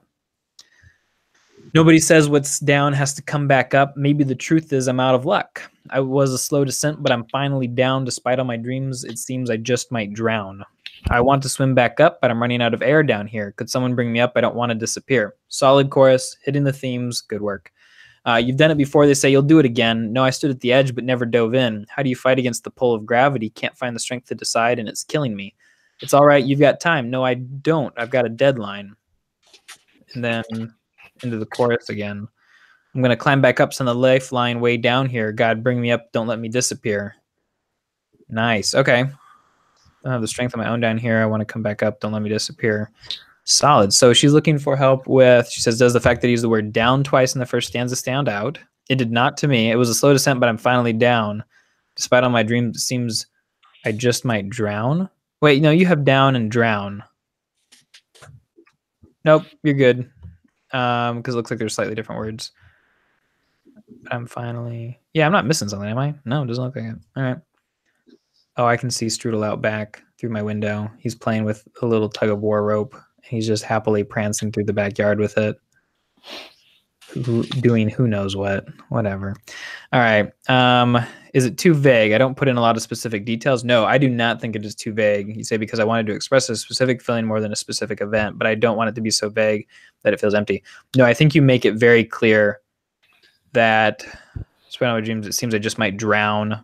I want to swim back up. I'm running out of air down here. You've done it before. They say you'll do it again. No, I stood at the edge but never dove in. I would say I'm a little bit unclear about the meaning here. How do you fight against the pull of gravity, dragging you down, obviously? Can't find the strength to decide, and it's killing me. It's all right. You've got time. No, I don't. I've got a deadline. Let's see.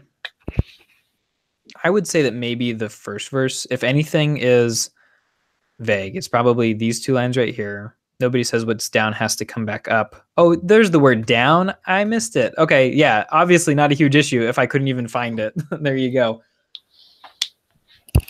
But I would say that those first couple of lines are maybe a little bit vague.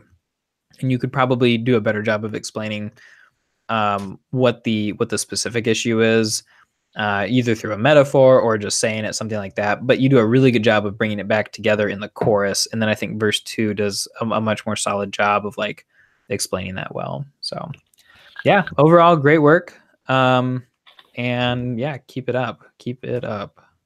I did say this in the chat. I'm not sure if this will be seen. I think the second line of verse 1 is kind of short compared to the rest of the verse. I think saying maybe the truth is I'm straight out of luck might add to the flow a bit. I mentioned that in chat. You can see if you can like replay chat if you're replaying the video. But okay, yeah. Nobody says that's what's down has to come back up. Maybe the truth is I'm straight out of luck. Yeah. Or just straight out of luck. I don't know if that would adding the just in there would also help. But sure, yeah, but adding a syllable there or something, maybe I'm just out of luck, something like that, could really help to even that out a little bit. Yeah, I think that might be the shortest line of that verse, and I think it would sound better with just like an extra syllable or two. No, you're right. It's almost the shortest line in the entire song, too. No. All right. Yeah, good advice. Thanks. On behalf of Corinna. You are welcome, and she is too. All right. So now we get into a song by Trevor. Trevor's song is called Go Back. He says, this is a song of nostalgia, wanting to go back to your friends and relive the days of your youth. For me personally, it was leaving my hometown of Las Vegas to go to college and now wishing I was back at home. Very cool. Yeah, no, I can definitely empathize with that. I've often wanted, I've lived a lot of different places and moved around a lot. And so every time I go back to visit places, like it's always heavy nostalgia. And because I've moved a ton, I feel like I have more opportunities for nostalgia than the average person, which I don't know if that's necessarily a good thing or not. He's looking for ideas for a second verse. He's struggling with it. And should there be a second section for the first verse? Okay, let's dive in. All my friends are back at home, and I decided to set out on my own. I once was on that silver throne, and now no one will pick up the phone. Gone a month without a friend, not sure how this will end. Can we please go back because I'm a wolf without his pack? Can we please go back to the place where we used to roam? I like that you got the wolf pack and the used to roam. I think that those metaphors fit together well. I want to know that I'll be welcomed in my home. Don't want to say goodbye to everyone I've known. So can we please go back, go back, go back? Gone months without a friend. Can we please go back? Because I'm a wolf without his pack, etc., etc. And then the ending, gone months without a friend. I'm not sure how this will end. Can we please go back? Because I'm a wolf without his pack. All right. So I like the wolf imagery. I would maybe put one more touch point or reference to that image in either the pre-chorus or the chorus, just to make it feel a little bit more, give it a little bit more staying power.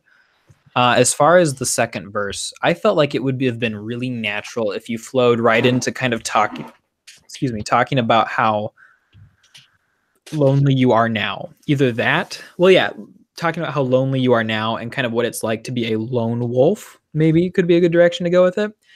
In the first verse, if you were to do a second section, I would want you to talk more about what you were missing and like what was in the past. All my friends are back at home. So you're already putting all of the mental energy towards the home life and towards where people were and all that stuff. So yeah, I would just say like, all my friends are back at home. I decided to set it on my own. I once was on that silver throne and now no one will pick up the phone. Maybe now no one picks up the phone, help with the rhythm a little bit. And you could kind of talk about like what it used to look like. What did, you say, I once was on that silver throne. What does that look like? Tell us a little bit more about that. Paint that picture. And then in verse 2, it might be a really good place to talk about and give some more life and detail to what life is like right now. That could be a really solid way to do it. So that would be the advice I would give you as far as the second verse and the second section of the first verse, if you did go with that. And then I would also say, yeah, add a little bit more with the wolf if you want to fill that out and keep that. And overall, solid job. I think you got some. I really can identify with this song, and I appreciate you sharing it. Does anybody else want to add something? I really do kind of like the imagery because I just kind of like the wolf without his pack thing kind of reminds me of like you're out by yourself, you're all alone, your old crew isn't there. Yeah. And I actually wrote something similar to this when I was a lot younger, but kind of like how I wanted to go back to my playground days. I think that's what it was called.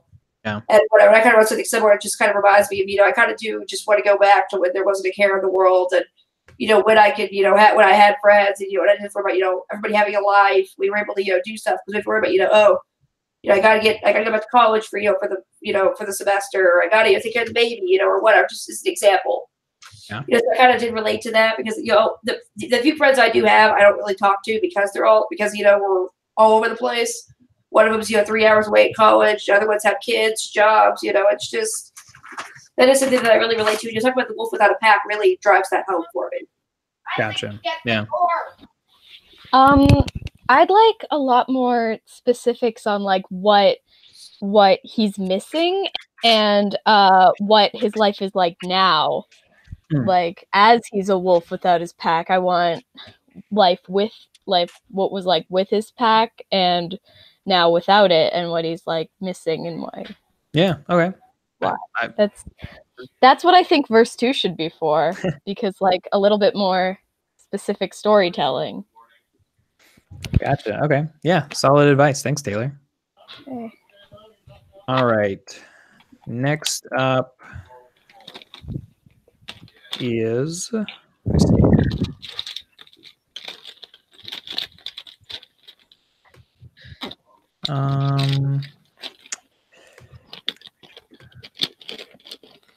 So I've got, okay, so let's see. I've got 2 from Jacob here. And so I'm trying to decide which one. He's got one called Good Life, one called I Dream of Demons. Any preferences from anybody? I Dream of Demons sounds intriguing. All right, cool. Let's do that one. Now, there might be multiple Jacobs that I'm just not remembering right off the moment. So if you're the other Jacob and we didn't look at your lyrics, just shoot me a message and you and I will chat about them. I Dream of Demons.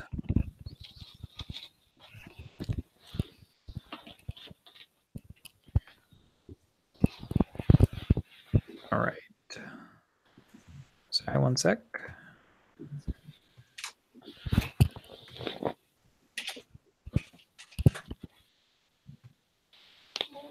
All right, Song, I dream of demons. Working name may be changed. I had a base idea for the song after waking up in the middle of the night and wrote down a few lines of my idea. I'm not sure what I was dreaming about to give me this idea, though. Then I did some work on it, added a verse, and then another weird dream. I have lots of those. Made me simply write 15.5, which is referenced in the third verse and will have some relations with other songs.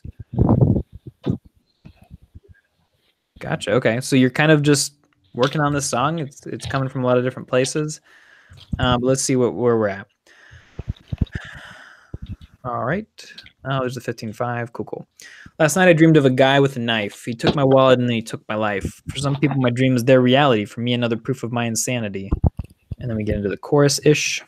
I dream of demons. Hello, have we met? I dream of demons, just another proof of my insanity. I see the demons pounding in my head. These are my demons, bring the end of all humanity. This dream, it keeps tearing my life apart, screaming silent as they're tearing out my heart. But then I finally wake up from my nightmare. I open my eyes only to find the demons are still there. Back into the chorus. Oh, but it's different this time. I dream of demons. Am I really dead? I dream of demons. Of course, I'm not that lucky. I see the demons every night in bed. These are my demons. Welcome to my fantasy. Strained and stressed, my brain is messed up. Have depression. I digress from this obsession. Oh, I like the messed up and obsession rhyme. Brain's recession, instead repression. Never learned the lesson from the Trojan thoughts in my mind. Fine on the outside, I'm fine, but I lied. Whoa, okay, I like that. I'm fine on the outside, I'm fine, but I lied. Verse 3, 15.5 is what I wrote a week later, and I received this note. Attend to that and don't try to be a hero. Your number is 20, and the countdown is at 0. Repeat first chorus. May change it up like the second, but for now it's the same. Gotcha. Okay. So looking for help. He says, I know my rhymes aren't great. Well, your rhymes aren't bad. The bridge works well, but it still feels like it needs more variety for me, and I'm sure what to do. Something that I noticed, I bet you guys might have caught this too. The more you say a word, like the more it loses meaning. And I feel like I know that the song was about demons, but I think it just says that way too much. It was maybe kind of work around that. And I was gonna comment this in the chat, but it was like I feel like the first chorus doesn't really flow like even the second one is like rhymes more, and whatever. I mean, the first chorus just doesn't really rhyme as much. Like every other thing rhymes at least a little bit. Yeah. That chorus doesn't really rhyme at all. And I feel like, I mean, that's fine sometimes, but like if every other thing does, it kind of kills the flow a little bit. And of course, say demons as much. Like it's like every other one says demons, and that just kind of like eventually a word loses all meaning. And I just was kind of getting to the point where it's like, okay, I get it. And again, I do like the imagery. I do get where they're coming from. I just feel like, that changing that, getting at the source, like changing the word demons to something else would be, helpful. I am really glad you mentioned that because I think that, the word demons is used a lot. I think that we could probably have some more time spent on like developing what the demons are for him. What does a demon mean to you, right? And maybe, say demons less and show demons more would be probably a really good first step. And even like replacing some of the lines, like the word demon with like what the demon is. Sure. Yeah, exactly. Like describe it as their thoughts or something. Change it to like, these are my fears or something like that. Or I don't know, just whatever the demons are, just replace the word demons with the demon, exactly what it is. Yeah. Go from there. Or just point at the source, find other words for demons. I mean, I feel like eventually the word kind of loses all meaning. That is something I've noticed in songs that kind of gets used whenever there's, is whenever that happens. Yeah, I hear what you're saying. So I would paint the picture more, do more showing, less telling. But where was I going to go with this? Let me pull back up your notes. Rhymes aren't great. You also asked the first verse has the meaning, but I want, but it also feels off. That may just be me due to changing it about a week ago. I think. Oh yeah, I was going to say something you do really, really well, Jacob, is you're telling a story. And you are really good at fitting a story into a rhythm and into rhymes. Last night, I dreamed of a guy with a knife. He took my wallet and then he took my life. And it's like you do a really good job of the pacing and keeping things moving. And then you do the same thing where you're talking about how this dream affected you in the verse. And then the bridge had some elements of that as well. And while verse 3, I don't feel like I really understood what was happening in verse 3, which you may be completely fine with. And maybe you want people to puzzle over it. Maybe it is kind of your brain teaser. I still think that you did a great job of pacing it, keeping it rhyming, keeping it interesting. And I think that you're really good at that. I want you to take that exact same skill, apply it to the demons, maybe pull the demons down into the verses a little bit and see where it goes. Just see where it takes you. The last verse, I think I kind of felt like it had, you know, decent imagery or whatever. If you expanded on that, you know, made it a little bit more, like if you clarify exactly what you mean by that, because it doesn't really seem to relate, but if you can connect that back to the rest, that would be really helpful, I think. Because I do think that actually has promise. Like, I kind of do like that. I just don't know how it, you know, relates to everything else. Yeah, for sure.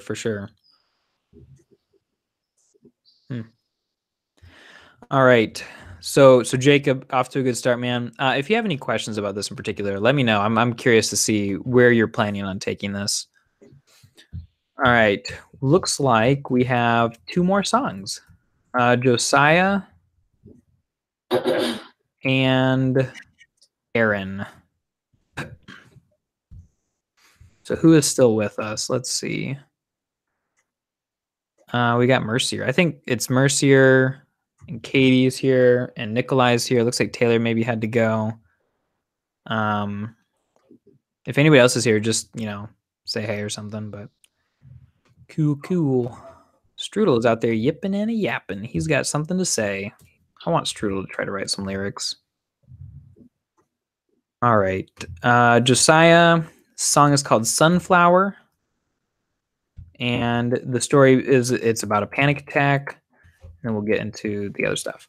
All right. We took a walk on Monday night and floated up into the foggy sky. You said it wasn't like before when we were half awake and almost cured.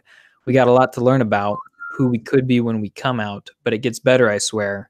We got a lot to learn about who we could be when we come out, but it gets better. So I'll try to understand because I know what it's like to look down at your shaky hands and hold your breath until you notice something real. But even if you can't, to know how it hurts to feel like you can't even stand, so I'll be here to help, or we can just be still. Sunflower. Sometimes I sing myself to sleep because words are hard, but God, they're so damn cheap. I know that I can't give you much except to stay right here when it gets rough. Oh, man, I really like that. That verse ends really well. That was really solid. Oh, Martin's here. I'm here, but half asleep. Okay, good. Glad you're still with us, Martin. So, are the verses too short or are they working? Thoughts on 6-line stanzas with extra 4 bars. Does the rhythm energy of the pre-chorus offer effective contrast, or does it disrupt the calming tone? Very torn here. So the pre-chorus, let's take a look at the pre-chorus first. We took a walk on Monday night and floated up into the foggy sky. You said it wasn't like before when we were half awake and almost cured. We got a lot to learn about who we could be when we come out, but it gets better, I swear. We got a lot to learn about who we could be when we come out, but it gets better. So try to understand, because I know it looks like the whole look down at your shaky hands and hold your breath until you notice something real. But even if you can't, I know how it hurts to feel like you can't even stand. So I'll be here to help, or we can just be still. Man, I really like that. In answer to your question, that's so tough because I feel like this is such a solid song. It's difficult to be super critical about anything in particular. In this case, I do feel like if you expanded verse 1 by 2 lines, it would give us more time to experience the emotion or the feeling of the verse before we go into the pre-chorus, because the pre-chorus does get a little bit more prescriptive, where it's like, we got a lot to learn about, and all of a sudden it's like, here's how things are. Whereas verse 1 is much more descriptive, or it's experiential, like this is what happened, then this happened, then that happened. And then the pre-chorus, you know, gives like kind of a conclusion in a way and says it twice. So it's important, right? And so I almost want to have only half the pre-chorus and then see the verse a little bit longer so we can spend some more time in that feeling. But then the transition from pre-chorus to hook, we got a lot to learn about who we could be when we come out, but it gets better. So I'll try to understand, because I know, and this is the resolution, this is the decision, the theme, because I know what it's like to look down at your shaky hands and hold your breath until you notice something real. And that's super solid. But yeah, that would be my suggestion with the pre-chorus. Honestly, I don't think that it does a ton wrong. If you did want to keep it this long, I would just give it a little bit more of that experiential perspective of writing rather than one where you're giving a conclusion to something. But that is my thought on that. I think the swearing down here really brings everything together. Sometimes I sing myself to sleep because words are hands, but God, they're so damn cheap. I know that I can't give you much except to stay right here when it gets rough. It's like, it just feels a little bit more human. And this whole song is just a pile of like little pushes towards being more and more human. And that felt like an extra big push. And I really loved it. I think that really adds like kind of a touch of not just humanity, but like usually people swear. It's usually out of like just to kind of show frustration. That's a very human emotion, I guess. Yeah. I'm not trying to word this, but like hopefully you get what I mean. Where it's just I feel like adding that in really adds an emphasis on it. I think it really has an emphasis on that line. But I really do like I agree that it could be expanded, but I mean I do agree with that. But I do think the lines are really good, really good. What was already there. Yeah. I usually did 6-line stanzas myself, but that's kind of depends on formula and person and preference and all that. Yeah, I would. The advice I would give as far as like 6-line versus 4-line is just, do you have more to say? You've obviously got some solid things. You've cut this down to like a diamond here. Like you don't have a lot of stuff that's left that's extra. So if you have more to say, I would say it. But if you don't have something that you want to say, don't push it. And even if you only wanted to expand one verse, you only had 2 lines worth of expansion for one verse. I mean, just do it in the one verse. Don't feel like you have to make the verses match. Alrighty. Next, last but not least, is Aaron Alba. And that's good because I'm losing my voice for sure. Losing it for sure. 1 second. Let me check something real quick.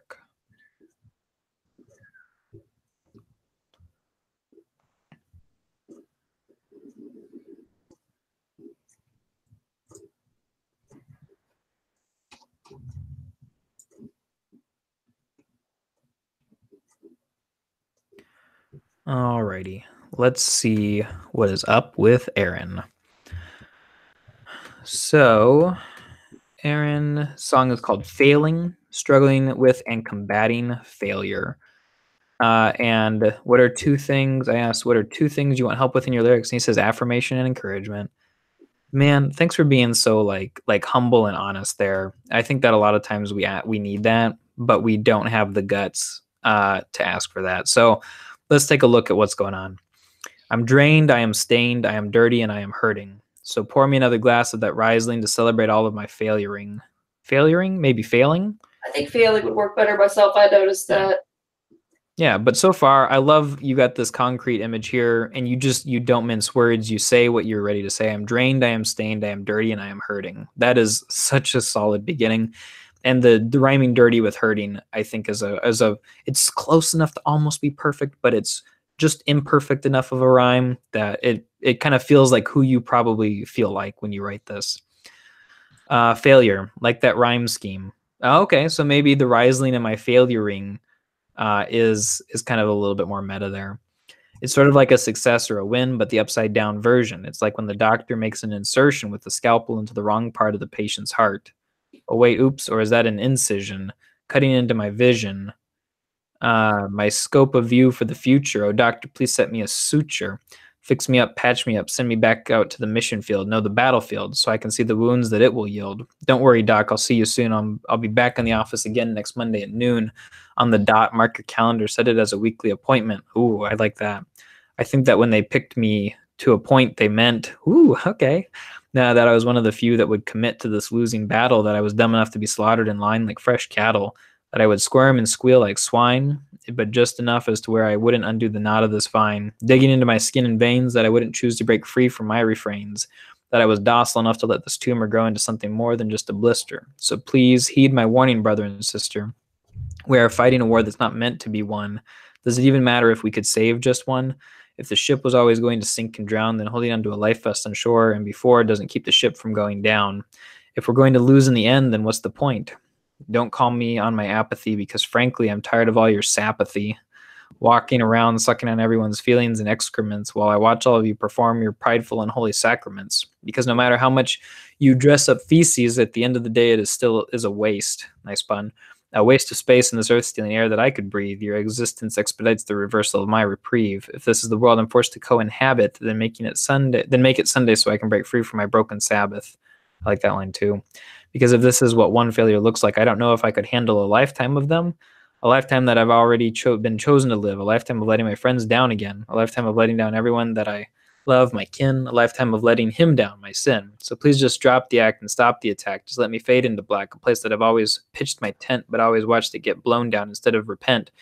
Me sitting next to a pile of ripped cloth and broken sticks, sitting under a starless sky, being bitten by ticks, which is the worst.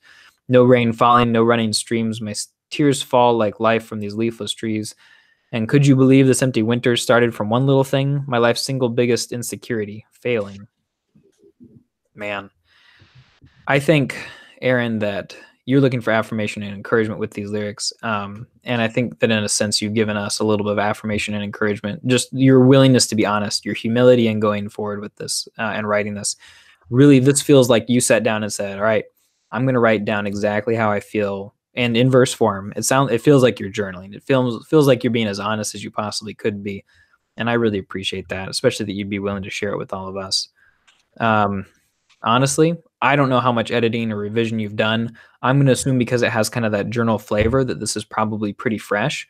And based on it just being pretty fresh, you're off to a really good start. If you wanted to revise more, sure. But I think letting it stand as what it is as a really, a very true and honest testament to your feelings and your true feelings and who you are, I think is really solid. And that wouldn't be a bad way just to say, yep, this is it. I'm done. Here you go.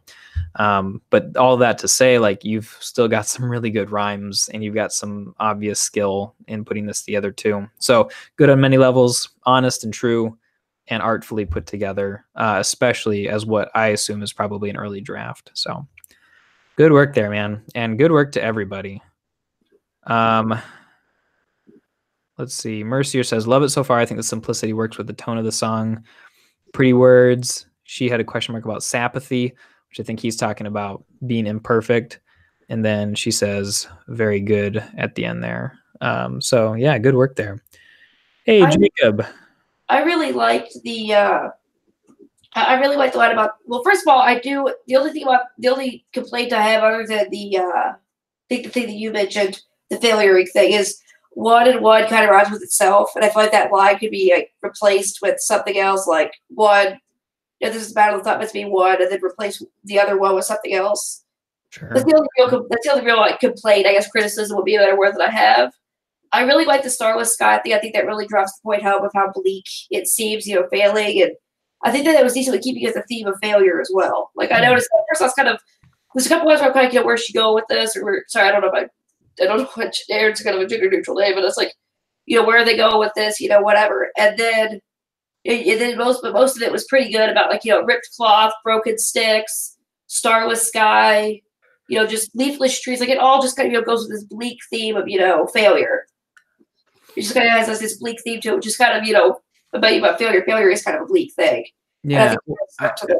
I especially like how he gives a lot of images. Like he's talking about this tent, like it's an image of failing to put together a tent because it's all just, ripped cloth and broken sticks. And it's not necessarily that he wasn't good at making a tent, but he just, the wind blew it down. And so it still feels like a failure for him. Yeah, because sometimes, getting kicked while you're getting kicked, not necessarily while you're down, getting kicked while you're up, and whatever can be even worse than, failing whenever you're doing so well can be even worse. One suggestion that I would then give to you, Aaron, no, not suggestion, one encouragement. I don't know what I said earlier. One encouragement is just that probably you might feel like failing. That's not a reflection on you as a person. I think a lot of times, and you kind of show this in your art, in your song accidentally perhaps, but a lot of times that's, things that feel like failing are just a natural part of life. They're how things go. They're things that happen to us, not necessarily things that we make happen to ourselves. And part of that is that, sure, we as humans are going to mess up. And that's not to say like, we shouldn't feel bad and fix our problems or fix our mistakes, things like that. But I think it's something that we can expect. And it's something that I grapple with every single day as a sense of failure at, a variety of things, interpersonal, job related, whatever. So you're definitely speaking to a lot of people who understand where you're coming from. You mentioned that kind of made me think of that line. What was it? It's possible to do everything right and still lose. Yeah. Because really, you can't always win. You can't win them all. This kind of what makes me think of here is where it's, what you said, whatever, kind of just made me think of that. You know, that it's like, it's still, it doesn't really matter what you do. You're going to fail at something regardless, no matter how good you are at it. Yeah. So perfection does not necessarily guarantee you won't fail. Just perfection does not guarantee success, basically. Yeah. Okay, so I went back and looked at the 2 entries from a Jacob. One had a last name, one just had a first name, and they were formatted very differently. So I think it's actually a different Jacob. And I also looked up to see how many Jacobs are in Patreon who are part of our community, and there are a couple. So I'm going to, I think that this is actually a different Jake. So we're going to take a look. And also my brother's name is Jake, so I feel... I've always liked the name. Jacob is a good name. It just is. One of the first book characters I ever wrote was named Jake.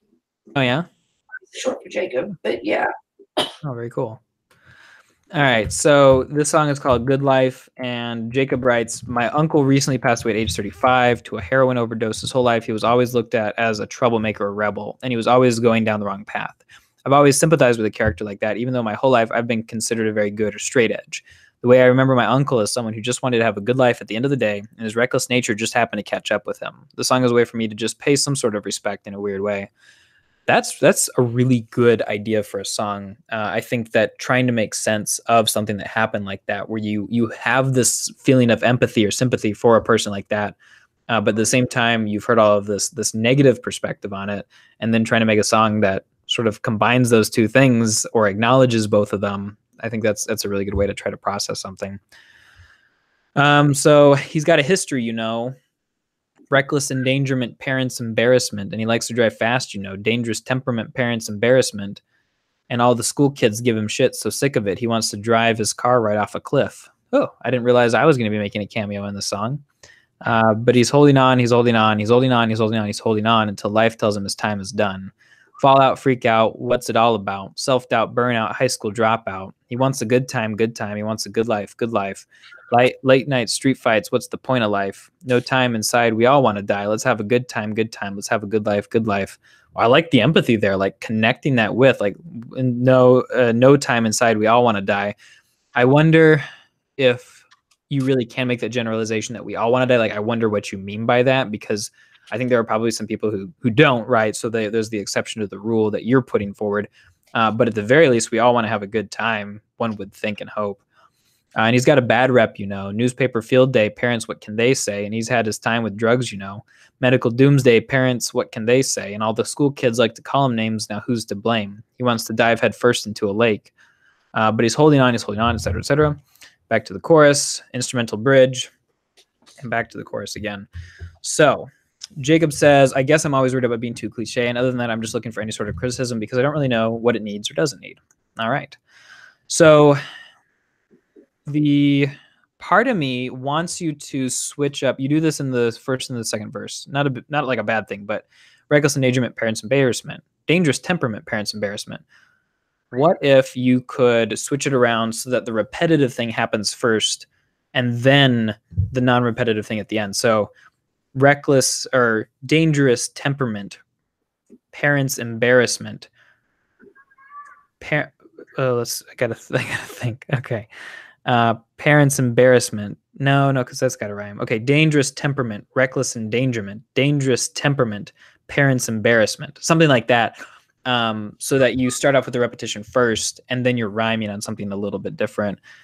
I think that because like we get 3 completely different things at first, it's a little bit of a surprise when we get the same 4th thing or a repeated 4th thing. So really not a big deal, but it was just something that like stuck out to me while I was reading it. He wants to drive his car right off a cliff. I don't know, if you're looking to avoid cliche, that's a little bit of a cliched phrase, even though I do appreciate the shout out. And then in verse 2, he wants to dive headfirst into a lake. It just feels like a lot of these things are really, really serious, like newspaper field day, parents, what can they say, et cetera, et cetera. And then his solution is to drive into a lake or drive off a cliff, or dive into a lake and drive off a cliff. And so it feels like it's a little bit less of a, like the cliff one made a little bit more sense. But the lake one, it was a little bit like, well, it doesn't really seem like what he would want to react to based on what you're saying, especially with the dangerous temperament. And you'll know your uncle way better, right? So you'll know whether this was a good fit. But part of me was thinking like, he doesn't sound conflict avoidant. He sounds like he would maybe go and get angry or something like that, especially with the reckless endangerment.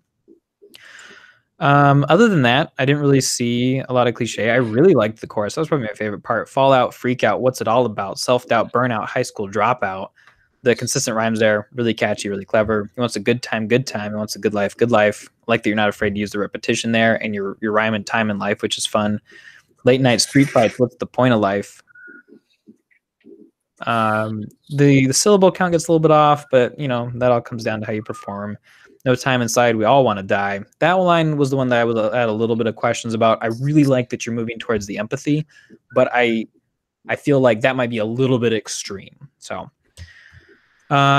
overall, I love the concept. I love how you put it together. I love the chorus. The verses do a great job of telling the story. The rhymes and connections are good. This is seriously a solid song. So really, really good job. Katie, did you want to add anything, or anybody else? I also like the chorus. I feel like that line about no time inside, we all want to die. I don't actually dislike the line. I feel like maybe tweaking it a bit to kind of imply that you empathize, but also not explicitly saying you want to die. Like, yeah, maybe saying many of us are already dead inside, or whatever, or something like that. Sure. And then the pre-chorus where it says he's holding on. I thought that's repeated a few too many times. Like, I feel like maybe doing it 2 or 3 times tops. 5 times just seems like a lot. Like, I would get tired of hearing the line after probably the second or third time. Okay, gotcha. Other than that, I really like it. I don't really necessarily relate as much, but I empathize as well with it.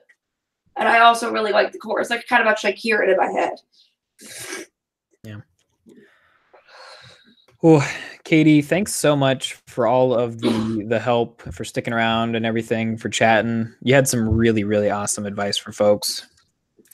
And Nikolai, thank you for being here too. Mercier, you've been here for a long time as well, if you still are. And Martin, maybe you are awake. I don't know, but this was really, really fun. I'm really glad to have done this with you guys.